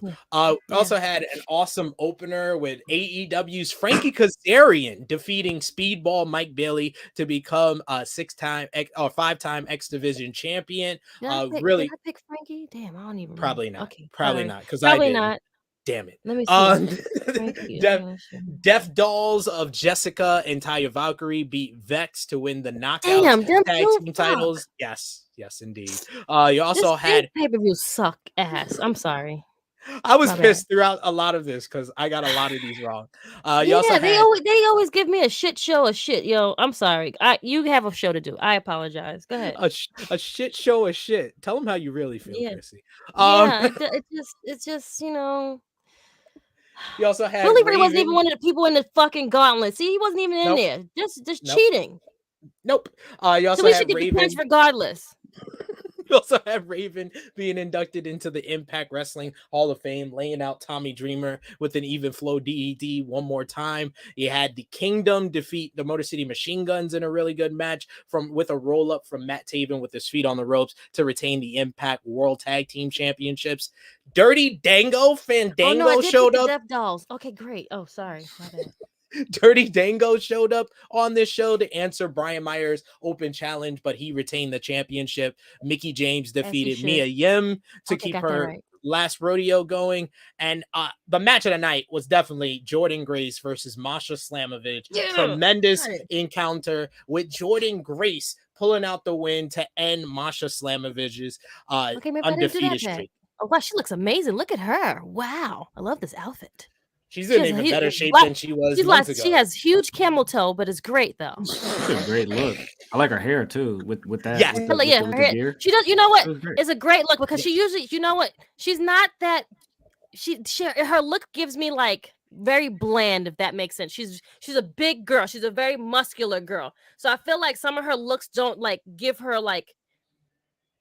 Don't outweigh how she like her body type and everything like that. If that makes it. She's very like plain. So this look is a good one. She should keep her hair like this, like do something different, and that's a good look for her. Because I still don't know who Jordynne Grace is, if that makes sense. Have y'all heard her voice? No. Yeah, I heard it on Impact this week, and I was just like, oh my god. Is that a good thing? No. No. Okay. Damn. Like it's changed. The biggest thing I will say is that doesn't match her at all, and it doesn't even match how she used to sound at all. Wait, used to sound? I Yeah. went back and watched maybe like clips of like 5-6 interviews over the last 5 to 7 years, and her voice has changed tremendously. Is it okay? I'm guessing that's not a good thing. I think they should chill with whatever supplements, because it's crazy. Yo, Graham got me tired. I just want people to take care of themselves. That's all. I just want people to take care of themselves. You know what, Graham? To be honest, she does give me the vibes of someone that's shooting up so much and she's so big now that she can't go back to her regular size, if that makes sense. Yeah. And it's just, that's why I was like, something is off with her. Like, I just can't put my finger on it, and you just did it. You just said it. You did it. Okay, thanks. He definitely put his finger on it. I think it's crazy. Because she's so, like, she's bigger than China, and she's so short that she's super big. Like, she's huge. Like, she is huge for a girl her size. Like, she's so little. Like, she's what, 4 something? She's not like that 4'11", tall. 5'2", maybe. Yeah, maybe like 5. I don't even think she's 5'2". Yeah. I think I got her over. I'm not trying to accuse her of anything, but I'm saying something has changed, and whatever it is, I think they gotta chill. We got Ken who says, "I'm glad y'all letting Graham getting these bars off." I feel like I'm like Chris Paul and Graham's like Blake Griffin, because I keep lobbing him up and he keeps slamming it up. Lob City, amping him up. You are, yep. Lob City, you are. Yep. Mr. Lob City edition, True Hill Heat, man. Lob City edition of True Hill Heat, 100%. WWE Smackdown was last night. They had a hell of a main event with Gunther versus Sheamus 2. Gunther again, defeating Sheamus in a fantastic bout, but it wasn't as good as Clash of the Castle, mainly because of this shit right here. Because he tapped out. He tapped out. He tapped out. That nigga tapped out. I don't care what you tapped your hand more than once. You tapped that damn thing. You tap, sis. And then shame on the fucking referee. Double tap. He double tapped. He didn't even do the one tap that they usually do. He didn't do one tap. Yep. He tap, and then he stopped, and then he put his hand on the rope. Like, come on. This is a good part, because I disagree. Oh, let's go. We're gonna talk about. Ahead, Gunther did get the win with a Shillelagh assisted lariat. We got more development from the bloodline as Logan Paul caused a bit of dissension between Roman Reigns and Jey Uso after calling Jade the tribal chief before Sami Zayn calmed things down. And later in the night, Roman put Sammy in charge of controlling hothead Jey. This didn't work out too well though, and led to Sammy and the Usos losing to the New Day and Braun Strowman in a trios matchup after Jey and Sammy couldn't get along. You also had LA Knight officially become LA Knight again after laying out Maximum Male models who'll go against Mansoor next week. You had Solo Sikoa defeat Ricochet in a solid opening matchup. You had a big debut. He lost on Monday. Yes. Legado del Fantasma made their main roster debut by attacking Hit Row and revealing that they are associated with the returning Zelina Vega. Despite Drew McIntyre getting the jump on Karrion Kross, he still got his ass kicked again. Kross laid out McIntyre by whipping him with a leather strap. And we also got our final, it seemed, White Rabbit teases, with it revealing the date for the final reveal of the mystery will be tonight at Extreme Rules. And we got this little video of Huskus the Pig getting melted. And we also got a White Rabbit in the front row. So can I just say I hate the new commentators? I'm sorry. I don't like none of the You teams. don't like Wade Barrett? I like him. I love him. But I think that he would have been better on where he was at. I don't think they should have changed it. I think they should have just left it as is. Well, they had to just because Pat McAfee can't be there. You don't want what's the name to go back and forth on Monday. Great, I get it. So okay, I am totally fine, Krssi Luv, at never hearing Corey Graves on 2 shows in a week ever again. I'm good with that too. I promise you. I promise you. I totally agree with you. But I also think that now you've taken him off. You take homeboy off of NXT. You've put Booker T. Everyone hates Booker T. I didn't think he was that bad, but everybody hates Booker T on commentator. What you mean? So you Uncle think put him Booker on T? NXT is going to be even better? You mean Uncle Booker T? I'll let you figure out what the T stands for. I know, I know what you mean, friend. I know. That's why I said everyone hates Booker T, so you guys put him back on there. Now Booker T has to go back and work. He don't know shit about NXT. Yes, he does. He do. He probably watch it. He's got a couple of his kids down there from. That's true. He definitely. Wrestling. Yeah, Roxanne Perez is one of his. But go, I think he should bring back the Fave 5 and the Shucky Ducky moment. Because if Trick Williams is not in his Fave 5, we're gonna have a problem, Book. He gotta choose Trick. Trick gotta be in his Chucky Ducky quack quack moment of the week. Absolutely. I'm interested to see how this all works out. We'll give more details. Who's on Mondays now? We'll talk about it in a bit. Don't worry, Krssi. I got you. Okay. What did you think about the reveal date being made for the White Rabbit? What did you think about the latest teases that they gave us on SmackDown last night? And are you excited for the White Rabbit reveal on tonight's show, Graham? Oh, okay, I knew you wasn't talking to me because you know I tell you my stance. I already know how you feel. Yeah. So. I really like the White Rabbit thing. I'm super into the decode this message. What does this mean? Where does this come from? What's the underlying definition of references to years past and all of that? I like that. Let me know when he finished. Okay. I'm not one of these. Now check me out. I feel you. I'm not. So check me out though. I'm not one of these niggas that's like, oh, let me figure it out. And let me go and look up what Angel 1911 means and all that. I'm not doing that shit. But I for sure watch some of these niggas that's, oh, okay, you know what I found? I found this and that. And I was like, oh, okay, cool. That's what you found, nigga. Cool. Find some more shit. Bring some more back.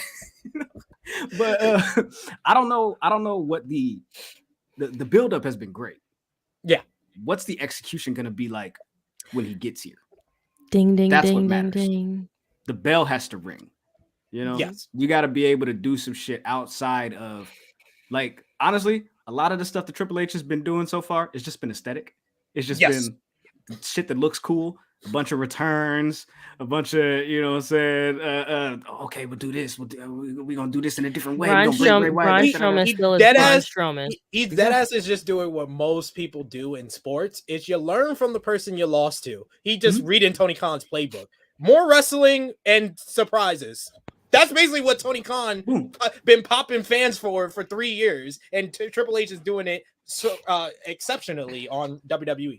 I'm just not making an announcement every 2.5 weeks. I'm just doing it. But the bell does have to ring. So hopefully, whatever they've got planned with this White Rabbit, Bray Wyatt shit, the execution when it matters is when the bell rings. And what he's going to be able to do over time. So you've already had 17 shots, nigga. Gotta get it done somehow. Sure. Krssi, what did you think about Legado del Fantasma's main roster debut and the new look of Zelina Vega? I need someone to lay the wig down a little bit better. Great though, she looks great. But that blonde wig, I mean, but she always does like plays around with hair and everything like that. I really think she need to call Sasha Banks people, because the ladies at the back are not doing very well. If that's the ladies that laid that wig down, but I think she looks phenomenal. I see she'll be back to work more now than there goes the time off that her husband needed. Now she's going to be working more.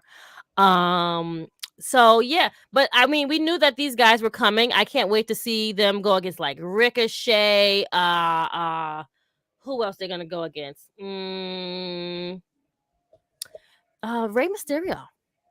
That's gonna be a good one. I mean, Del Fantasma will probably do more of the work, but hey, whatever. It is what it is. But yeah, I'm excited to see what they do. Hopefully they're not going to be like just a bunch of jobbers just sitting there. They needed that on SmackDown. They need some more women though. But hey, let's see what happens. Let's see what happens when the bell rings, and let's see how they're going to execute them, because they were great on NXT. So let's see what happens when they come on to the main show. Yeah, we should note that both Rifle Select and PW Insider before Friday Night SmackDown reported that Legado del Fantasma was set to debut on the main roster for Great. Nothing is SmackDown. never sacred anymore. Great.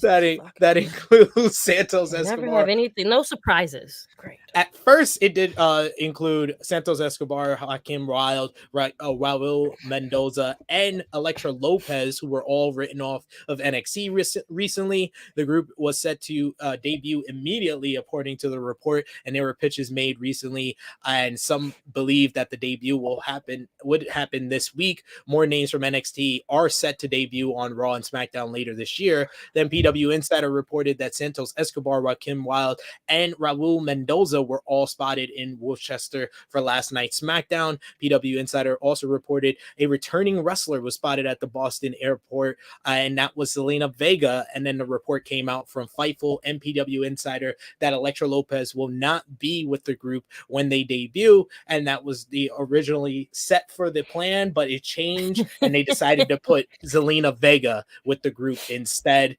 Can they be able to capture kind of the chemistry Zelina had with Andrade with this group here, Graham? What do you think? I think they're using Zelina here to ensure that they get heat. Yeah. I think it's going to work, but I would have much rather them keep the elements that made them that they had already in NXT. Yeah. And Hunter, do not get into this formulaic thing like your father-in-law, where you're just going to take people from NXT and start changing shit. Yes. Very true. I will say that I'm excited for whatever they're going to do with Hit Row, because now we're going to finally see the end and the conclusion of that beef that like a year and a half ago, like we had, and I thought this was going to end in a War Games match or something. Yeah. And then they got pulled off. They never even did the multi-man match. They ended it with Santos versus Swerve. Yeah. And so if this is going to be that, I'm interested. Is that PW Insider that keeps calling my man Raul Mendoza? Like Cruz del Toro. Flyest name in wrestling right now. Cruz del Toro. Hey, we don't know. Right. We don't know. Maybe Triple H just like, deciding that random. You Raw again. You Raw again. Like, you Raul. You Raul to me. I always my God. Not the... He's like, I'm Papa H. I'm the daddy. If a daddy call you Raul, you Raul. Not Dad, yo, really? One segment Michael Jackson, Utita.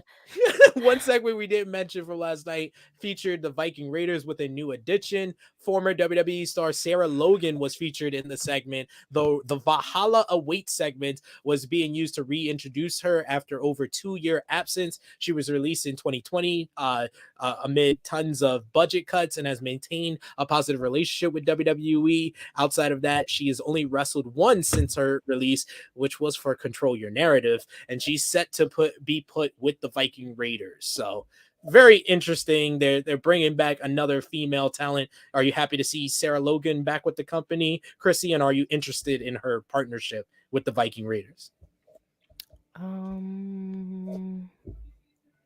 Sure. That was your nicest way of saying I don't give a fuck, actually. Appreciate you being nice.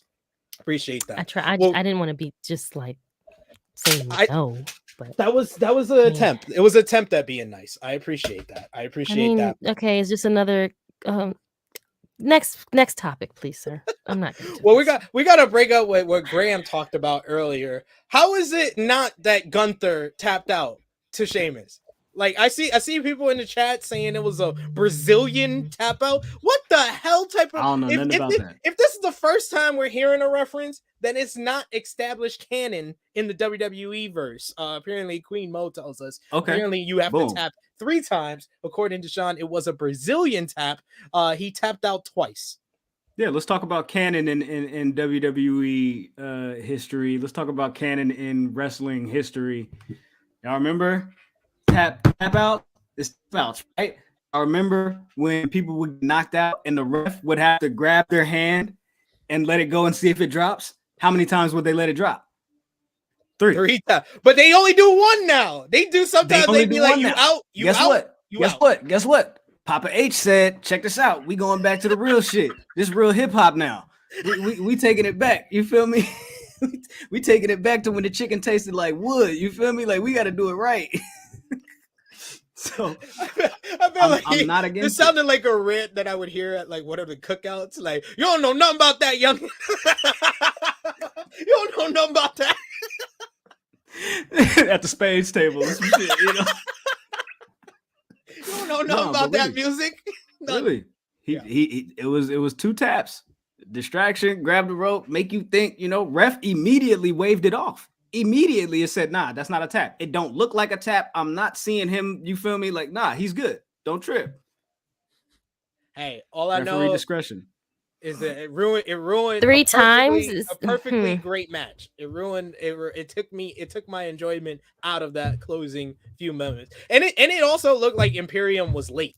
It looked like they were late to come out. That's what it felt like. It felt like how he had him in the submission was set up for Imperium to come out on the apron. He hit them off. You get the big brawl on the outside that leads to Gunther getting the shillelagh and blasting him. And just the timing, it just felt mistimed mostly. Besides clearly it was a tap out. I don't care. Graham has a convincing argument, but that's the only person I see. I mean, I guess. We got Davian who says, I'd rather hear Mauro Ranallo than Wade Barrett. So you would rather that, Miss Krssi Luv? Who's that? Damn, you disrespectful. Oh my God, you talking about us? How you don't know who Mauro is? Mauro with the glasses always used to get excited during NXT. Sorry, my bad. I haven't heard the name in so long. See, listen, I know people's faces. I don't associate names. He's the man from Showtime. He does the boxing matches. Okay, yeah, I love Mauro. He's amazing. But Mauro don't want to come back. He's loving his life right now. He say, fuck all of y'all. Yeah, because they hinted at bringing JBL in with Baron Corbin.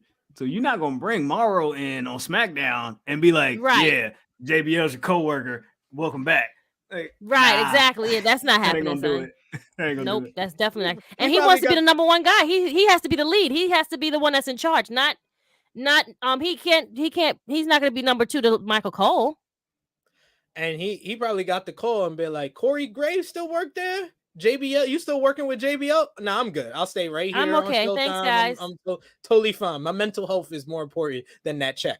And then the final news note coming out of SmackDown, WWE has reportedly brought in a writer for Marvel Comics who is the man behind the White Rabbit teasers. Fightful Select reports that Rob Fay began working for the company in September and officially signed on this week as the director of long-term creative. Fee wrote Marvel's Avengers Halloween special in October of 2019. He's also written for Netflix, Disney, and other TV shows. Fee has confirmed the news, updating his Twitter bio to read Director of Long-Term Creative for WWE. And the site also notes that Fee previously pitched a movie involving The Fiend to WWE, and it resonated well with executives, and the project is said to have had a possibility of being produced, but Bray Wyatt was released soon after. And Fee reports to Bruce Pritchard and will help maintain consistency across all brands for long-term storytelling purposes. I'm just happy they're caring about long-term storytelling again. I know you guys already put it on your Twitter account, but I want the focus. I want the focus going there. So now the long-term payoff to that bit has paid off for you, Graham. 100%. But also, I feel like long-term booking is great, but I also feel like they need people that have worked in the wrestling industry, if that makes sense. Mm-hmm. But he's a wrestling fan. He is a wrestling fan, so he is familiar with the product. Great, I'm a wrestling fan too, but they didn't ask me to come. They didn't hire me. I didn't see anything on Indeed or Craigslist or what website you go and you get jobs at. I didn't see any of those job openings because I could write a hell of a story if you let me. But maybe because he worked at Marvel. Great, so he knows more than I do. For Negroes and colored folks, he also produced on Will Smith's Facebook series and the Fresh Prince reunion. He did those. Very nice. Okay, well, the reunion was great work. You know, we Will Smith is still in the shit house right now, so you know we'll let him come back in a little bit. I would give him Will Smith is good in my book. What'd he do? I mean, I see you have the book right there. You're advertising for him, friend. So I'm sure you are. Great. Oh, because he slapped somebody? Chris Rock got slapped? Is that? Wait, that happened? Chris Rock is from Brooklyn. There you go. He disrespected Brooklyn. That's why Krssi defending him. He was a stoop kid. You disrespected one of the stoop kids. Now you want me to break it down for you, Graham? Okay. Give it to me. Bitch assness. Let's define bitch assness, right? Okay. So you mad because your lady been making you look like shit, right? Hear me out, right? Your lady been out here talking mad shit. Your lady, not my lady, but yours. That's your wife. You know what y'all did. That's between y'all. Now, your lady had you out here in these streets looking mad crazy. Now, whatever the fuck y'all do with y'all marriage, that's y'all marriage. I bravo to y'all. Y'all been married for 20-something years and y'all still together. Make that shit work. Now, let me tell you about your wife. Your lady didn't find a joke funny. So now you tired of niggas talking shit about you because you looking like a sucker. And you want to, he said a joke because this is supposedly your friend and you want to slap him on TV. Fuck out of here. Nigga, you a bitch ass nigga for doing that shit. Fuck you and fuck your lady. She made you look like a pussy. August Alsina put the snapper on that bitch and you don't like that shit. Fuck you and your fucking lady. That's all I gotta fucking say. I love it. You know, I'm not even gonna hold you. I 100% have a rebuttal. Good, go ahead. I want to hear it, please. Nah. You cooked. You cooked, and this you cooked. So yeah, fuck this nigga, man. Fuck this nigga. Hey, Krssi, you see this book? You see this bitch ass book? Fuck that nigga, man.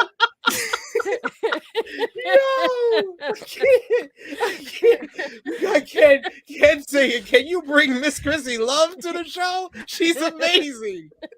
That's what we love to hear. No, I would love to hear your side of why you think Will Smith is okay. Maybe you'll change my sights on it. I just feel like don't be mad at people. Like I feel like Chris Rock was the person that got I think he got a slap for everyone, if that makes sense. I feel like he got the end of the thing where he wanted to hit everyone.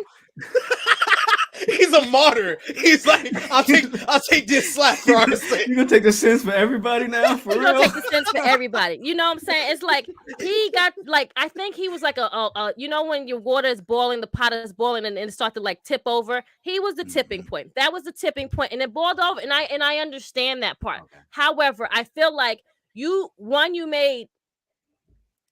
not only produced that night. You knew that was a black show. I mean, points down, plank period. That was a black Oscars. That Oscar show, we had a choir singing on that shit. They ain't never have no goddamn choir singing on the fucking Oscars. So it's kind of like they don't give us that platform all the time. So finally we get that, and this nigga do some shit like this. We're like, oh fuck, you know what I'm saying? Come on, son, damn, we was rooting for you on a night that you were being honored. You could put that nigga in the face outside. I'm sorry. Go ahead, Graham. I apologize. Go ahead. No, on a night that he was being honored as well. You feel me? That's what I'm saying. You knew you was a shoo-in for win that shit. You knew you was gonna beat Denzel, nigga. Come on now. I love it. You knew you was gonna win that fucking Oscar, and then you do some stupid shit like that. You took Questlove's shit. Nobody don't even remember Questlove won, but they know that nigga got slapped in the fucking face by you. Right. But do you also agree that you can say and do whatever you want, but you can't choose people's reactions? That is very true. That is a good point. That is very true. That is very true. But also, this is the same person that also does jokes and does things the same way. So you can't get mad at someone telling a joke that you do too. Y'all in the same industry. Y'all know each other. Y'all in the same circles. Yeah, he's not a comedian. He just did jokes on Fresh Prince. He just did jokes. Okay, guys. But you got it though. You got it though. Nah, bitch assness. No. Let's stay on topic. Yeah. I'm not proud of my work, guys. Because I agree with you. You just caught me at a certain time where No. I But in it's always great. I didn't. If you want to put a button on it, I will say that 100% Chris Rock did take that. He did take that for everybody that's been talking shit about Will Smith for years and their relationship, their marriage life, for August, all of that shit. All of that. So salute to Chris Rock. Might be one of my favorite comments here from Vala B. He was born and raised from West Philadelphia, but he was cooked in Brooklyn. Oh, Vala B, thank you, friend. No, it's just unfortunate. Like I don't see, especially like us like that. I don't like to see where we're supposed to be like we're our own worst enemies. I feel like we don't like uplift each other more. And I wish we could be like other, groups of people where we can like push each other. And I feel like that's one thing that we just like, fuck, like, damn, like you just like took another, like they think that we're like this all the time. And we're not like that, but that's what we are portrayed as. And I feel like, unfortunately, that night in that moment kind of took a lot and just like, fuck, these people think that they are all like that all the fucking time. This is true. Very true. That's what I'm saying. Where the passion I feel like Krissi's been holding this in for a few months now, and this is just 6 months worth of stuff she's wanted to say. So I've said it to other people, just that it just I'm sorry, Graham. But when Graham I see you, I'm lit gonna the give you a match great on big this hug, episode. and So I'm happy. we're gonna have drinks and we're gonna have a great time. Should I light another match by revealing No. this book? Which is that one? Russell I can't Simmons? see. No? Okay. Oh, see. That's another don't get day her in started time. again. Yeah. All right, my bad. All right, cool. Who's the other books? This is Contagious. This book is about how things catch on, and this book inspired Nipsey Hussle to sell the Crenshaw mixtape for $100 based off of the Philly cheesesteak that was $100. Nice. Okay, great. Good That's shit. a good one. Okay, we like this is one that I would definitely recommend. I will not recommend Okay. the Will Smith book because I don't want us to get back into a conversation about bitch assness. But Contagious. 100%. He's No, like, I've I'm gonna heard stick great. right here. I've heard great things about the Will Smith book. I will probably, will read it eventually. I just haven't done that. I have a bunch of other books that I'm on right now, but I have heard about that book. She ain't gonna read that shit. She ain't gonna read it. She ain't reading it. Did you hear her? I'm not gonna read it right now. I won't read it. Maybe next year or maybe the year after. But I'm not Cliff reading Notes it or right now. audiobook version or something. I might check you out. I definitely will do I'll the watch the audio movie. part of it. I want to hear him speak this shit, and let's see what he has to say. That's amazing. Now he wasn't like that when he was on the red table. Where was all that passion? That's all I'm saying. My face hurts from laughing. WWE Raw this week, they did 1.6 million viewers. Show featured the Judgment Day defeating AJ Styles and Rey Mysterio in a good opener, which led to Styles shoving Mysterio and then jumped by the stable. You had Seth Rollins once again went personal with Matt Riddle, taking a shot at his family issues before Daniel Cormier interjected with a pre-recorded message ahead of the fight pit. You also had Otis pick up a huge win, defeating Johnny Gargano in a fun bout thanks to Austin Theory. Braun Strowman beat your boy Chad Gable, even though Gable had one of the more impressive German suplexes I've seen. He lost to Braun Strowman in another good matchup. You also had Candice LeRae suffer her first loss since returning to WWE against Dakota Kai, and Damage Control. That was what happened, but I was like, wow, that was like, this is her second match and she lost. I was like, even though it was against Dakota Kai, I was like, okay, Dakota Kai about to get this L, but no. But I was like, okay. Baffling. And then Io Sky defeated Alexa Bliss in the main event. Post-match, Damage Control laid out all the baby faces and stood tall. And we should bring up now what Krssi Luv mentioned earlier. A new report from WrestleVotes on Thursday suggests that WWE was looking to make some changes to their commentary team. And then they had a report from Variety that announced that there was major changes to the teams for Raw, SmackDown, and NXT. They reported that Jimmy Smith is leaving WWE and would no longer be working as lead play-by-play announcer for Raw. He made that news official on his Twitter account. Smith joined WWE in May of 2021 and has been with the company over a year. Been there that long. Damn.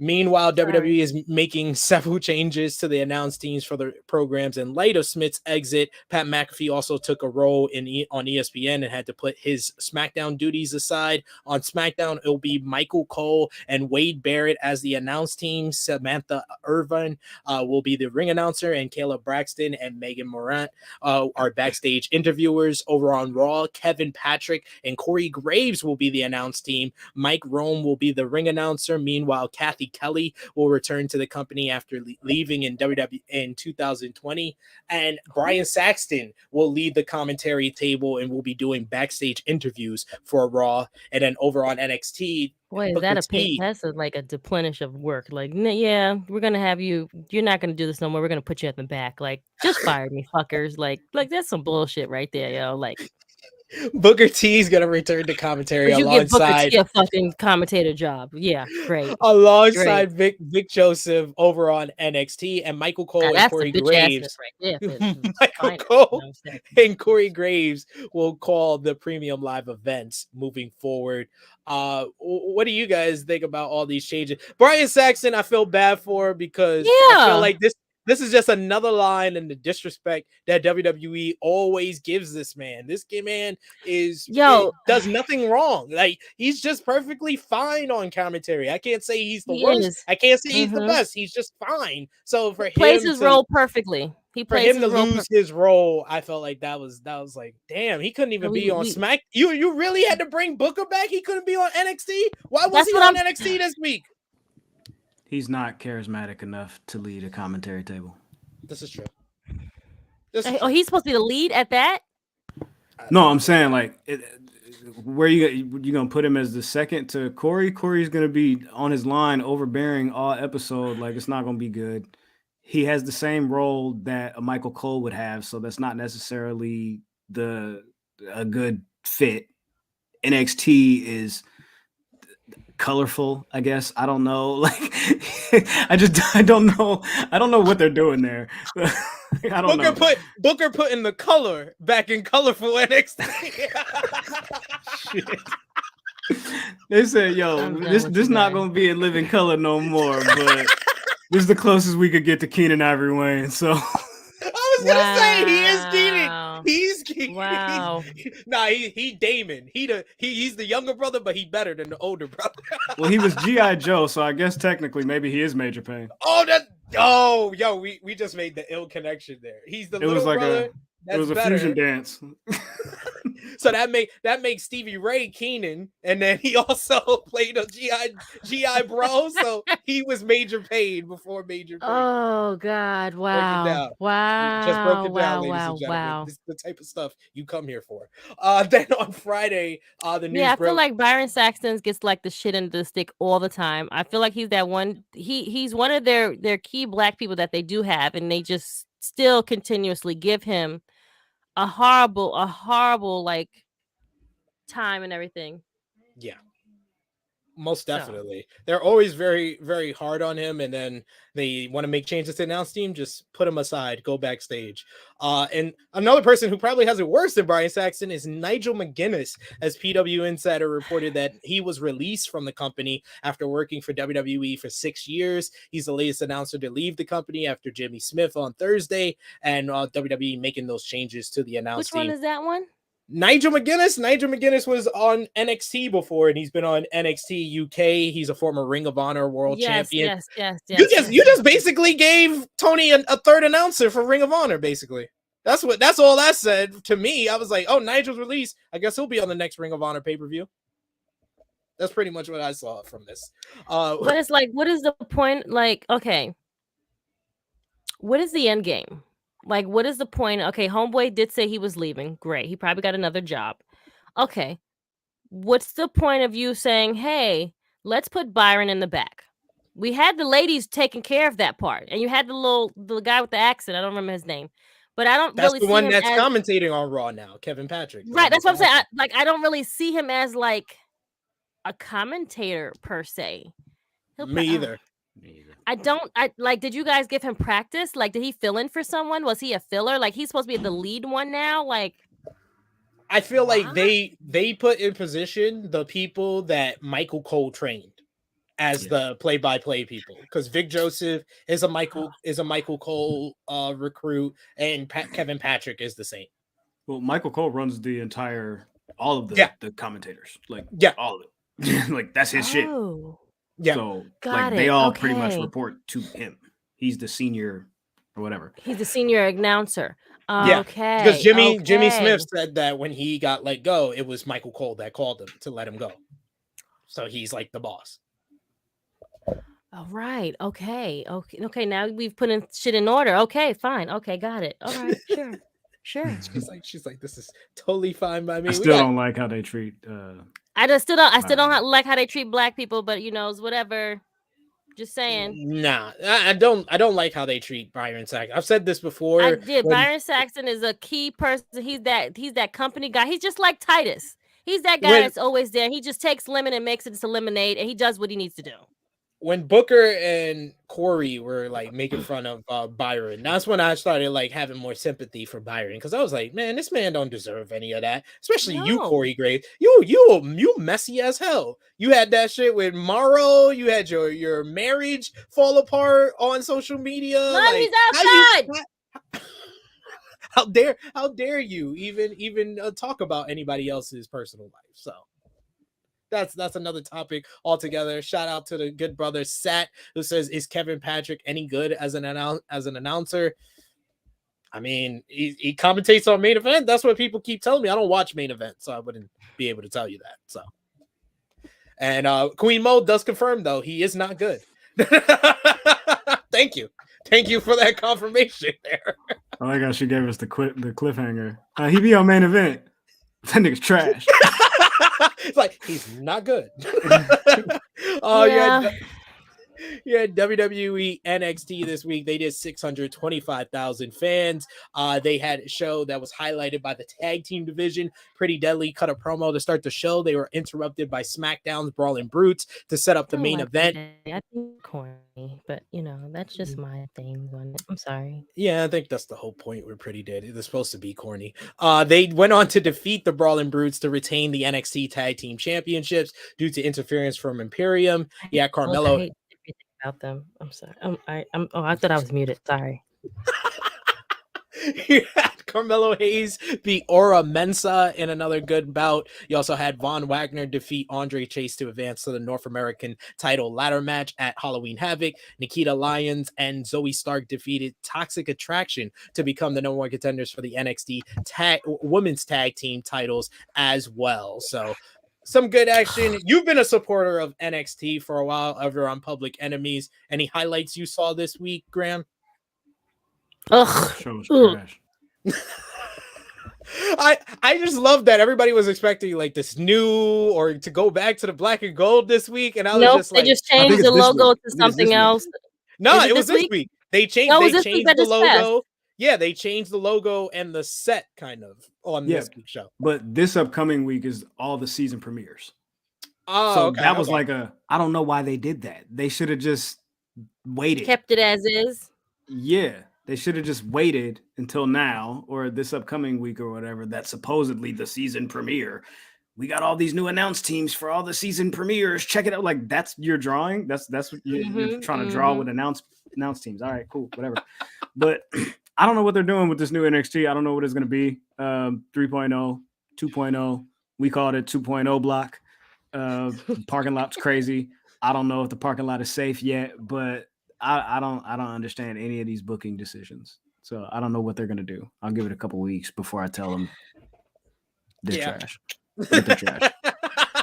Hopefully they get it together. Final Final two shows what we missed this week. Royal Quest Night 1 had FTR defeating Aussie Open in what was said to be the match of the year candidate to retain the IWGP Heavyweight Tag Team Championships. Post-match, Dax Harwood reminded Tony Khan that they work for him and to book them in AEW. That was That was nice of Dax Harwood to remind his boss that. Will Ospreay beat Shota Umino on night 2. Tetsuya Naito defeated Zack Sabre Jr. to advance to face Will Ospreay for the IWGP US Championship in Japan on November 5th at Battle Autumn. And then you also had Impact on AXS TV, had Masha Slamovich destroy Jordan Grace by driving it through a table with the snowplow to end their contract signing, and also had Alex Shelley beat Matt Taven in a pretty good bout as well. So that is all from what we missed this week. Now it is time for the match of the week. So Graham,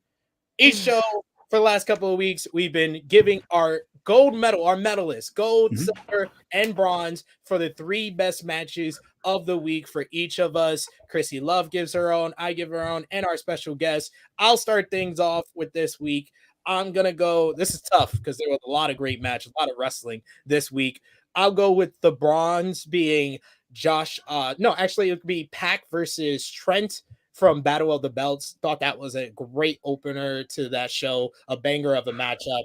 Silver, I'll give it to Josh Alexander versus Eddie Edwards from Bound for Glory. Just a grueling, felt like one of the best Bound for Glory main events that Impact has ever done.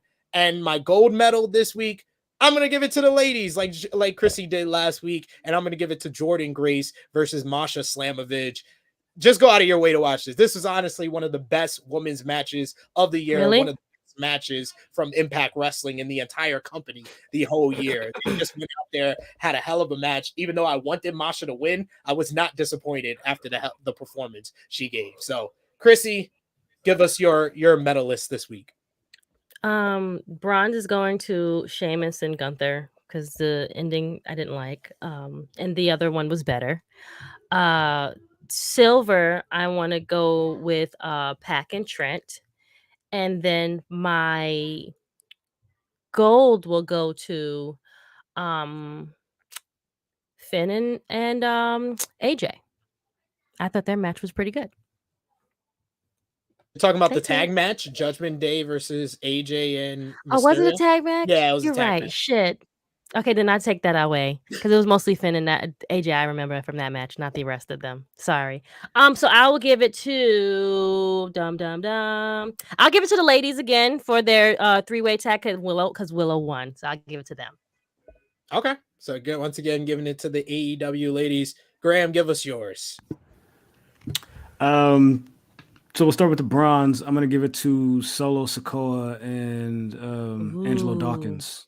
That was a good one. Yeah, that was a good one. That was a good one for Monday. Yes. I think that they've been doing a good job of introducing Solo, and also Angelo has been on fire. Like he saw and heard all that shit that y'all was talking about a Montez singles run. He said, "All right, cool. Watch this." So I gotta give it to Solo and Dawkins. So is he really like Montez is really injured, right? With the foot? Because there's someone with the boot on. Yeah, it said they said that he might have suffered like an injury. Fightful Select said they had an update that it's not confirmed if Ford is legitimately injured or not, but the medical bill was reportedly bought in by WWE from the prop department. So I'm not too sure. I was like, is he really injured? Because I don't recall anyone saying anything. That's why. Yeah.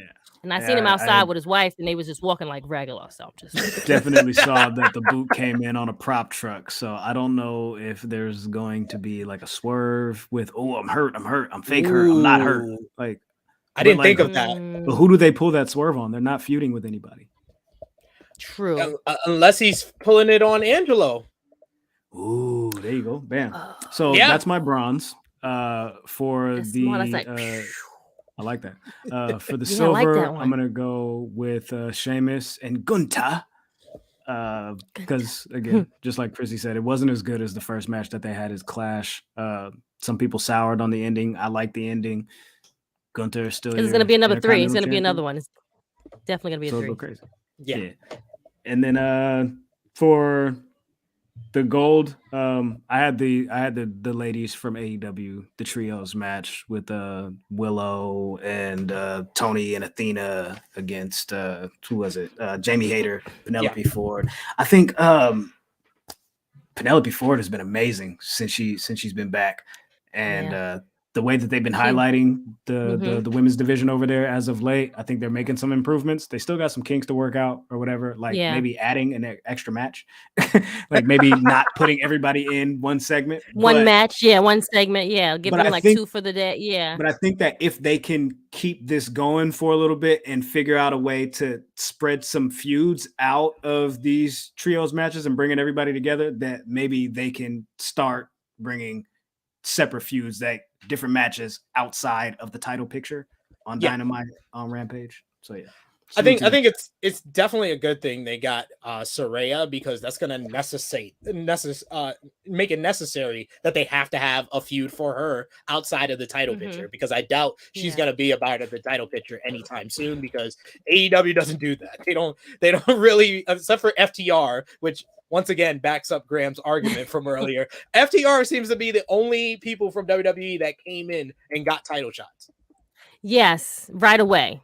Yeah, they bitched and complained and cried, so they got a title shot, you know. But I still liked FTR. It's just, you got to call a spade, and they're crybabies. Why do I have the feeling, Krssi, you're gonna still be on this even next week? Like Graham's influence over Krissi's opinion on FTR is gonna be felt on this show for weeks to come. Okay. No, it's a good thing. It's a good thing. It's a good thing. Graham had a convincing argument. He just wants to lie. I mean, I knew that they were, I knew that they want all the belts, but I didn't know they were like put 2 and 2 together. I'm like, oh yeah, they are definitely crybabies, you know. Yeah, when you really think about it, but they still have everything else though. Like they're like the audacity of you to like have the entitlement.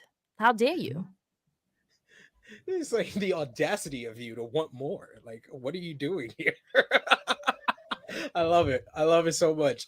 We got a real quick rundown the rest of the news, but some good choices. Let us know in the live chat as well as the comments down below your bronze, silver, and gold medal for the match of the week this past week. Annika says her bronze was Jade versus Willow doing her thing. Silver, Sheamus versus Gunther. Gold, Dark Order versus Death Triangle. We got Ace, who says Ace says gold, Masha Slamovich versus Jordan Grace. Silver, Josh Alexander versus Eddie Edwards. And bronze, Dark Order versus Death Triangle. I love the week where everybody has different ones. Different answers, yeah. That means it was a good week in wrestling when you have that many choices. But let's run down the rest of the news from WWE. Only one news note. Tickets for the 2023 Royal Rumble went on sale over the weekend. They reportedly are on a record pace. It reports that according to WWE sources, over 25,000 tickets have already been sold for the event in San Antonio in January. The site notes that it is a new record for the event in terms of paid tickets, gross revenue for the first weekend of sale, and the Alamo Dome, of course, hosted the 2017 Royal Rumble, which holds the previous records for the venue, and the whole venue has yet to be fully opened, and sources said that there even more areas could eventually become available. In AEW news, the Wrestling Observer newsletter reported that the investigation into the brawl between CM Punk and Ace Steel with the Elite at All Out has not concluded, and the reason is because the investigation has stalled due to threats of legal action. Nobody has been released yet, including Ace Steel, who was reported to have bitten Kenny Omega and thrown a chair. However, there's no word on when anyone will come back to AEW if they do.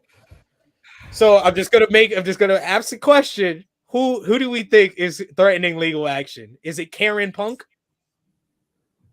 It's Ace Steel. Definitely. You think it's Ace Steel? 100%.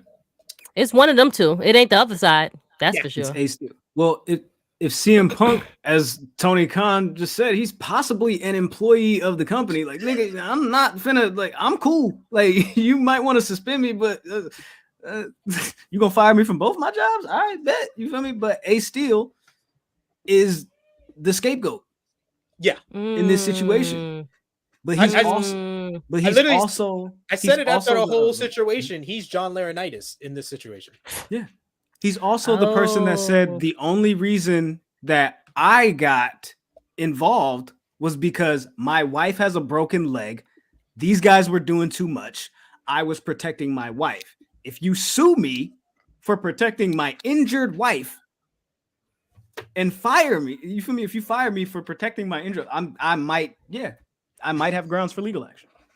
This is true. I didn't think about it that way. That is a good point. I thought it would just be CM Punk because he seems like a Karen. That way. I 100% think it's a steal that is possibly threatening. I think it's legal one of those action. two parties. And I 100% think it was the Bucks and Kenny Omega who said, "Hey, Meltzer, them niggas over there is tripping. This what they doing. They talking about they're gonna sue." And now they leaked the story. They leaked it. They told them over 100%. there. Because Meltzer and SRS said they didn't leak the Colt Cabana story. So I guess now I would, if I'm the Elite, I would leak it to Meltzer now because you already blaming me for something I didn't do. I might as well do it now. Right. That's how I would feel at this point. That is childish, and that is not becoming of an executive. No, it's not. It's not at all. But I'm not executive. Right. So we can speculate.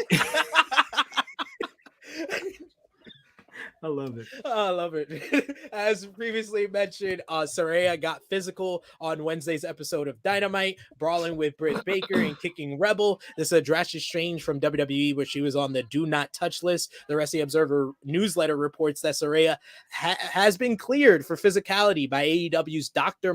Michael Sampson. Sampson used to work for WWE and was notable the one that saved the life of Jerry the King Lawler when he had his heart attack a decade ago. At this time, it remains to be seen if she will be cleared to wrestle, but at least she is allowed to brawl a little on Dynamite. I guess this means we're gonna get a Saraya Dr. Britt Baker match, Krssi. Yeah, we will. Then I probably will get because Britt Baker's the girl over there, so I don't know if she's good. I don't know. I don't see Saraya winning it. Sorry. She's like, I don't know about all that. I don't know right now. Maybe the second time, but not the first one. I'm just saying. I don't know. No, I think they'll put her over. I think Saraya is in a similar situation that Sting was in when he first came, because Sting wasn't medically cleared by WWE. Came over here, kind of did his thing. If they can do that, kind of capture Sting's that. been awesome since he's been back. Yeah. He's the grandpa that that just works maybe 5 minutes in a match and gets a good pop, and then everybody else does all the work. So great. I heard a crazy stat, which crazy for me because you know my connection to the family now, Krssi. But Sting is the same age that Gorilla Monsoon was when he passed away. Exactly. You're like Graham did with his eyebrows. That's exactly what I did when I heard that stat. I was like, and this man is doing like New Jack dives out of balconies and stuff. Yes, what I'm saying. Like, no. Yes. Well, you know what? In our defense now, you have to look at. Remember, when we were little kids, we thought like 40 and 50 was like so old. This is true. But now we are those auntie and uncles that are almost going to be there soon, and we're not old. I feel like I am still got youth on my side. I'm just saying. I'm not there yet. But I'm just saying, like, 50 is not that far and it's not old. So, now that we're adults and we're, the young kids they call me an old auntie, but it's okay. I'm a hip auntie. But it's just like, right. It's like, it's just like, you think about it, it's like, wait, what? Like, he's in it, like, he's like, because Sting is what, 60? 63 at this point now. Wow. Yeah. Damn, and I seen that man. I mean, that gives more notice of what happened at Grand Slam. Like he did the match 5 minutes because 63. Oh yeah, he was gassed at Grand Slam. Even watching that live, like, I was like, this man is flying out here.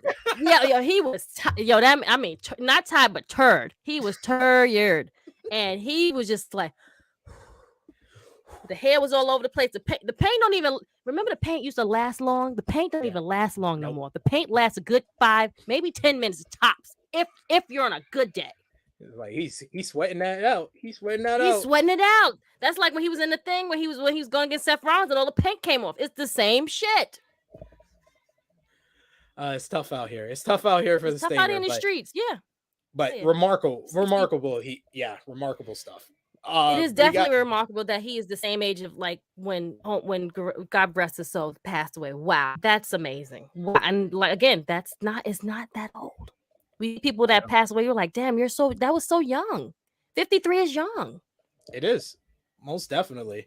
The final news notes that we got here, we got Dave Meltzer gave an update on the Wrestling Observer Radio saying that Konosuke Takeshita will return to AEW after a run there earlier this year. He's expected to be back in a couple of weeks. He's been over in DDT in Japan. And speaking of people that may be coming in, may not, according to a report on Thursday from the Fightful Select, Bandito had agreed to terms with a deal with AEW. Fightful reports that Bandito has agreed to the terms of the contract, but he hasn't been given the All Elite graphic as of yet. He was offered a contract immediately after his match with Chris Jericho on last week's Dynamite. People backstage were said to be very high on Bandito's demeanor and attitude in the situation, from scrambling to get some ring gear ready and being brought in to lose a match to Jericho. Bandito was said to be visibly excited backstage after the match and also hugged Tony Khan in front of the fans. Additionally, Fightful noted that there was interest in multiple companies about signing the former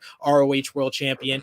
However, Bandito has denied a report that said he signed a deal with AEW. It was reported on Wednesday that he signed, and in an interview with Mas Lucha, he said that he's still in talks with All Elite Wrestling, but he has not yet signed a deal. He also noted that he has been offered a deal from WWE, though he said he's likely to sign with AEW.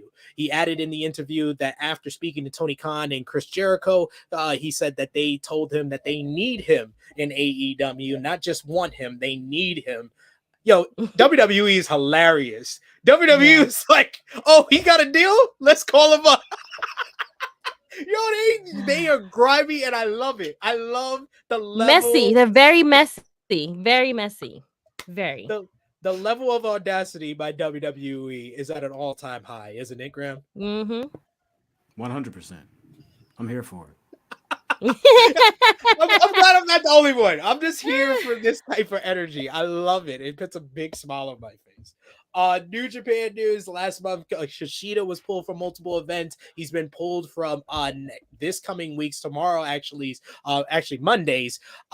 New Japan Pro Wrestling Declaration of Power event where he was supposed to face Taiji Ishimori. He's still suffering from hand, foot, and mouth disease. Suffered from his newborn child, so hopefully he'll be back soon. I was about to say, how old is he? Like 5? How you getting that disease? You all grown at? Okay, you got. He got a newborn. He got a newborn. Yeah, okay, that's what I'm saying. I was like, wait, what? Like, what are we doing?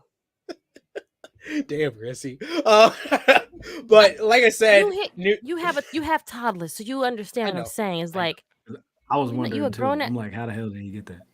See. Fair. It's fair. Declaration of Power. You don't know how to wash your hands? Like, ew. Ugh. Declaration of Power is on Monday morning. We won't give predictions for all of the matches here. We'll do it on our Patreon, patreon.com/True Hill Heat. I'll run down the matches here. I'll get predictions for the top matches. You got Los Ingonables de Japon's Bushi, Hiromu Takahashi, Sanada, and Tetsuya Naito. They'll be going up against United Empire's Aaron Hanare, Francisco Akira, TJP, and Will Ospreay. You got Team 6 or 9 teaming up with Hikuleo and Hiroshi Tanahashi to verse the House of Torture. David Finlay, Ren Narita, and Robbie Eagles will verse Suzuki Gun. Dangerous Tekkers versus TMDK. You also got Bishamon, Goto, and Yoshihashi versus United Empire's Great Okan and Jeff Cobb. And in place of Kushida, it's going to be Master Wato going up against Taiji Ishimori. So that's going to be the replacement bout, not for the IWGP Junior Heavyweight Championship, but it will be a non-title match. But we'll do predictions for these top 3 matches, as you're going to be King of Pro Wrestling 2022 trophy on the line in a Who's Your Daddy match. The loser has to tell the other person that they're their daddy. It's going to be Shingo Takagi going up against El Phantasmo. ELP defeated Shingo in the G1, and ever since then has been saying that he's Shingo's daddy, even selling t-shirts that say that on it. Shingo defeated him at the last big event, Burning Spirit, and said that he is his daddy, so that's why we are having this Who's Your Daddy match. Who's going to be the daddy in this situation, Krssi? Shingo or ELP? ELP. You think you would call the ELP daddy? No, ELP is gonna call Shingo daddy. Oh, okay. So Shingo's gonna be the daddy. Oh yeah, sorry, my bad. Sorry. Yeah. Shingo's daddy, for sure. Graham? I'm still stuck on the nigga name is Master Wallow. Master Watto. Watto. Like $1 million worth of game? Gilly? That's crazy. That's crazy. I'm gonna go with Shingo to win. I love how he was still on that. That was great. Kazuko Okada will go one-on-one with Jonah. Jonah defeated Okada in the G1. This would usually be for the briefcase for the shot at the IWGP World Heavyweight Championship. But Okada said, no, none of that shit. I'm going to Wrestle Kingdom. So fuck that. I'm not defending my briefcase. So we got Okada versus Jonah here. I think Okada obviously gets the win. You agree? I agree. Yes.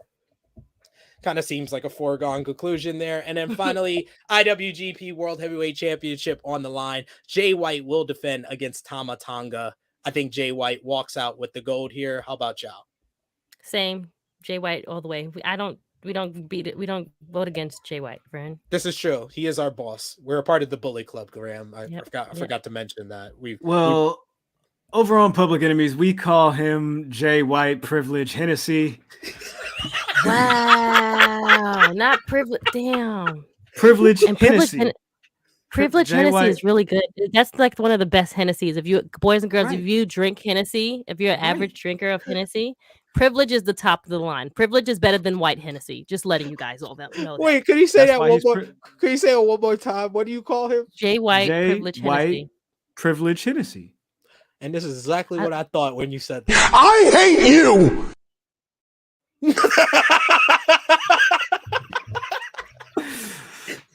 Well, at first it was Jay White Supremacy. And then I was like, nah, I like this guy. Not Jay White Supremacy. Damn, let's y'all, go. why y'all gonna just ruin the man? Oh, come Jay- on. Like Jay White Power? No. But we settled on Jay White Privilege Hennessy because it kind of displays the yin and the yang. It kind of lets you know that there's still a possibility out there. But for now, we like this guy and we like Privilege Hennessy. So salute to Jay White. We like privilege. Yeah, we love. Oh, damn, Graham, I can't never unsee this anymore now. That's the. Got people dying. I have soiled her opinions of FTR and Jay White in one episode. Well done. I have to give it to you. That was quite remarkable how she's been able to break down two people that Krssi loves. I love it. This is wow. This is because I call Will Smith a bitch ass. That's why. Yep, pretty much. I threw my book. I'm not on the Will Smith bandwagon no more. I'm with you, bitch assness. We with it. When Diddy was making the vote or die bitch assness shirts, I had one. I got suspended from school for wearing a bitch assness shirt. He's like, I wore that shit. I'm with y'all. Well, let's cap off this edition of True Hill Heat with a quick predictions for WWE Extreme Rules, which is tonight on pay-per-view. We'll be here live. I'm mad with it's on our a watch freaking along. Saturday. Hey, I'm fine with. I like Saturday pay-per-views. Makes it better for me, honestly. No, it's hard for me to watch them because I have to go somewhere later. And I got to be at the 50th birthday party with my phone underneath the table because people are going to judge me for watching wrestling. She's like, I'm gonna have my They're gonna be like underneath the right. table and shit. They're gonna be like, "What are you doing?" I'm like, "Watching wrestling now." It's all right. Like, why you got to do that like right now? I'm like, "Cause I got a job to do later." Thank you, God. Don't worry about me. Let me do my job. I'm not gonna go to the car wash and knock the sponge out of your hand. Right. Six man, good old fashioned Donnybrook matchup. You got coming off the heels of Gunther versus Sheamus 2 is gonna be Imperium versus the Brawling Brutes. Who's gonna walk out with the W here, Graham? I picked Imperium on the enemies the other day, but I want to change my pick to the Brawling Brutes, and I'm pretty sure my guys are not gonna let me do that. So I'm upset. You got to think ahead. I was like, Gunther's gonna win on Friday, so Brawling Brutes gotta win. I was thinking the opposite because I was like season premiere, SmackDown, make a splash, title change, and then give Imperium the heat back on Saturday, But imagine WWE didn't have Sheamus win the championship in the UK and said, Worcester, Massachusetts. Yeah, that's where we're gonna do this big title change. Good point. I didn't factor that in, so that was on me. I'll hold that one. This is why Graham's a good brother. He admits it. We got I Quit match. Finn Balor going up against Edge as well. I'm sorry, Krssi, I didn't even ask you about the first one. Brutes okay, and friend, it's fine. I got the Brutes. The Brutes are gonna win because, of course, Homeboy won. Well, he clearly, won kind of funny, but he's not winning tonight. So yeah. And then Edge and Balor. I really want Finn Balor to win. I really, really, but I don't see that happening. So I'm going to pick Edge. But I feel like Finn needs this win. He needs this win, but they're not going to give it to him, unfortunately. What about you, Graham? I'm going with Balor. Edge, you got to hold this L. You're supposed to be the veteran, locker room leader. Do what you're supposed to do. Take care of the future. The future. Finn Balor's 42 years old. The future. The future. The prince. He still ain't a king yet. God damn it. Okay, so can I change my answer? I'm like, I want to see. He swayed me. Okay, I'm going. I said I wanted Finn. Finn needs to win. Finn for me. Finn. He needs something. Okay. He needs something. He needs something.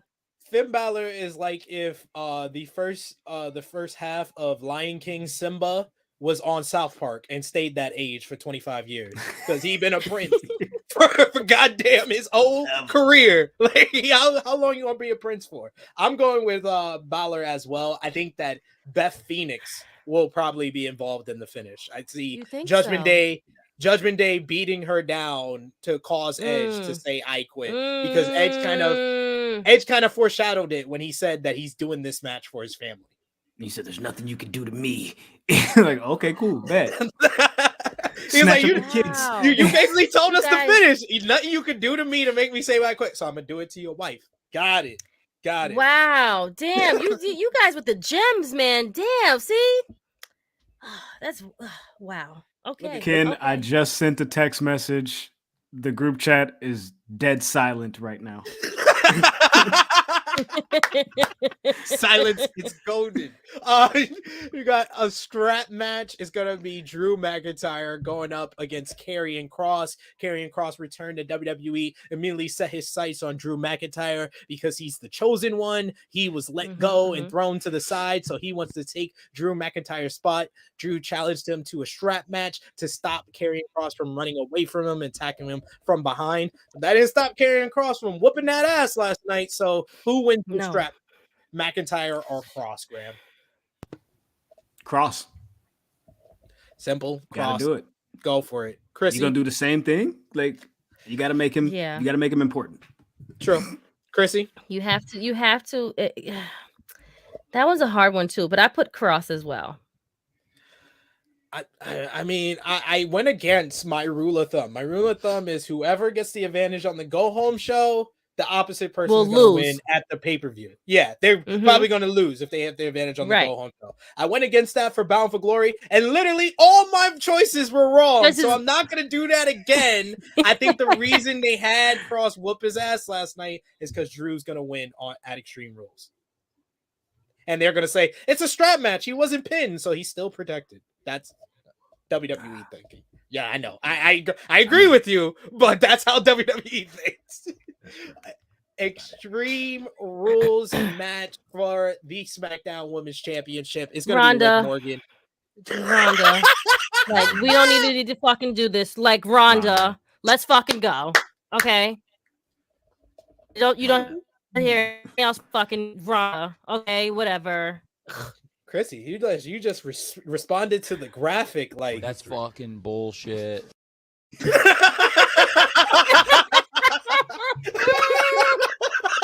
Ronda Rousey. Ronda Rousey got picked by Krssi Luv. This is history, ladies and gentlemen.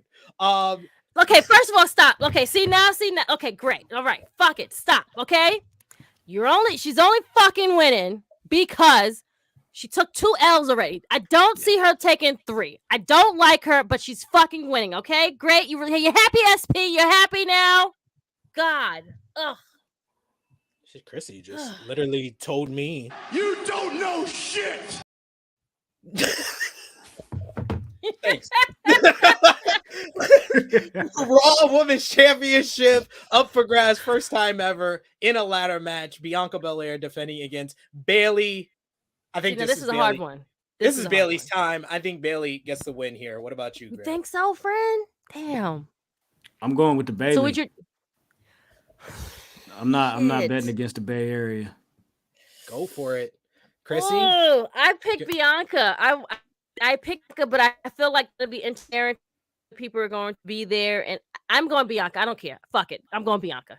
I love Bayley. I think Bayley is great as a heel. Don't ever turn her back into the fucking hugger. Don't do it, please.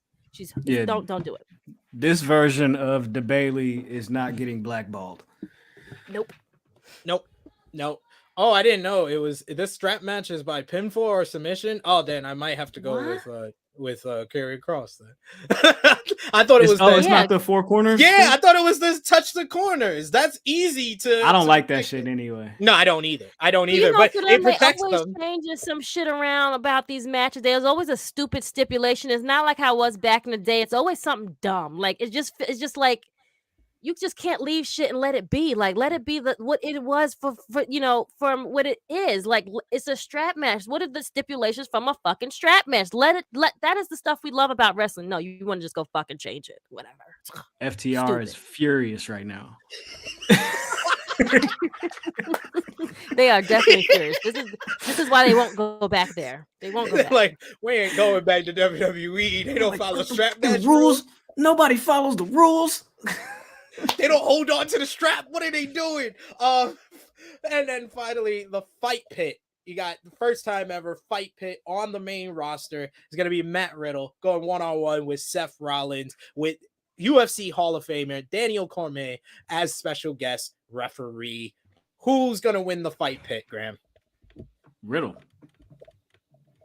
Simple, to the point. 100%. Riddle's going to win this because Seth has to beat Lashley on Monday. There you go. That one. That one. Krssi. Are you serious right now? I'm just telling you what's gonna happen. I pick Seth.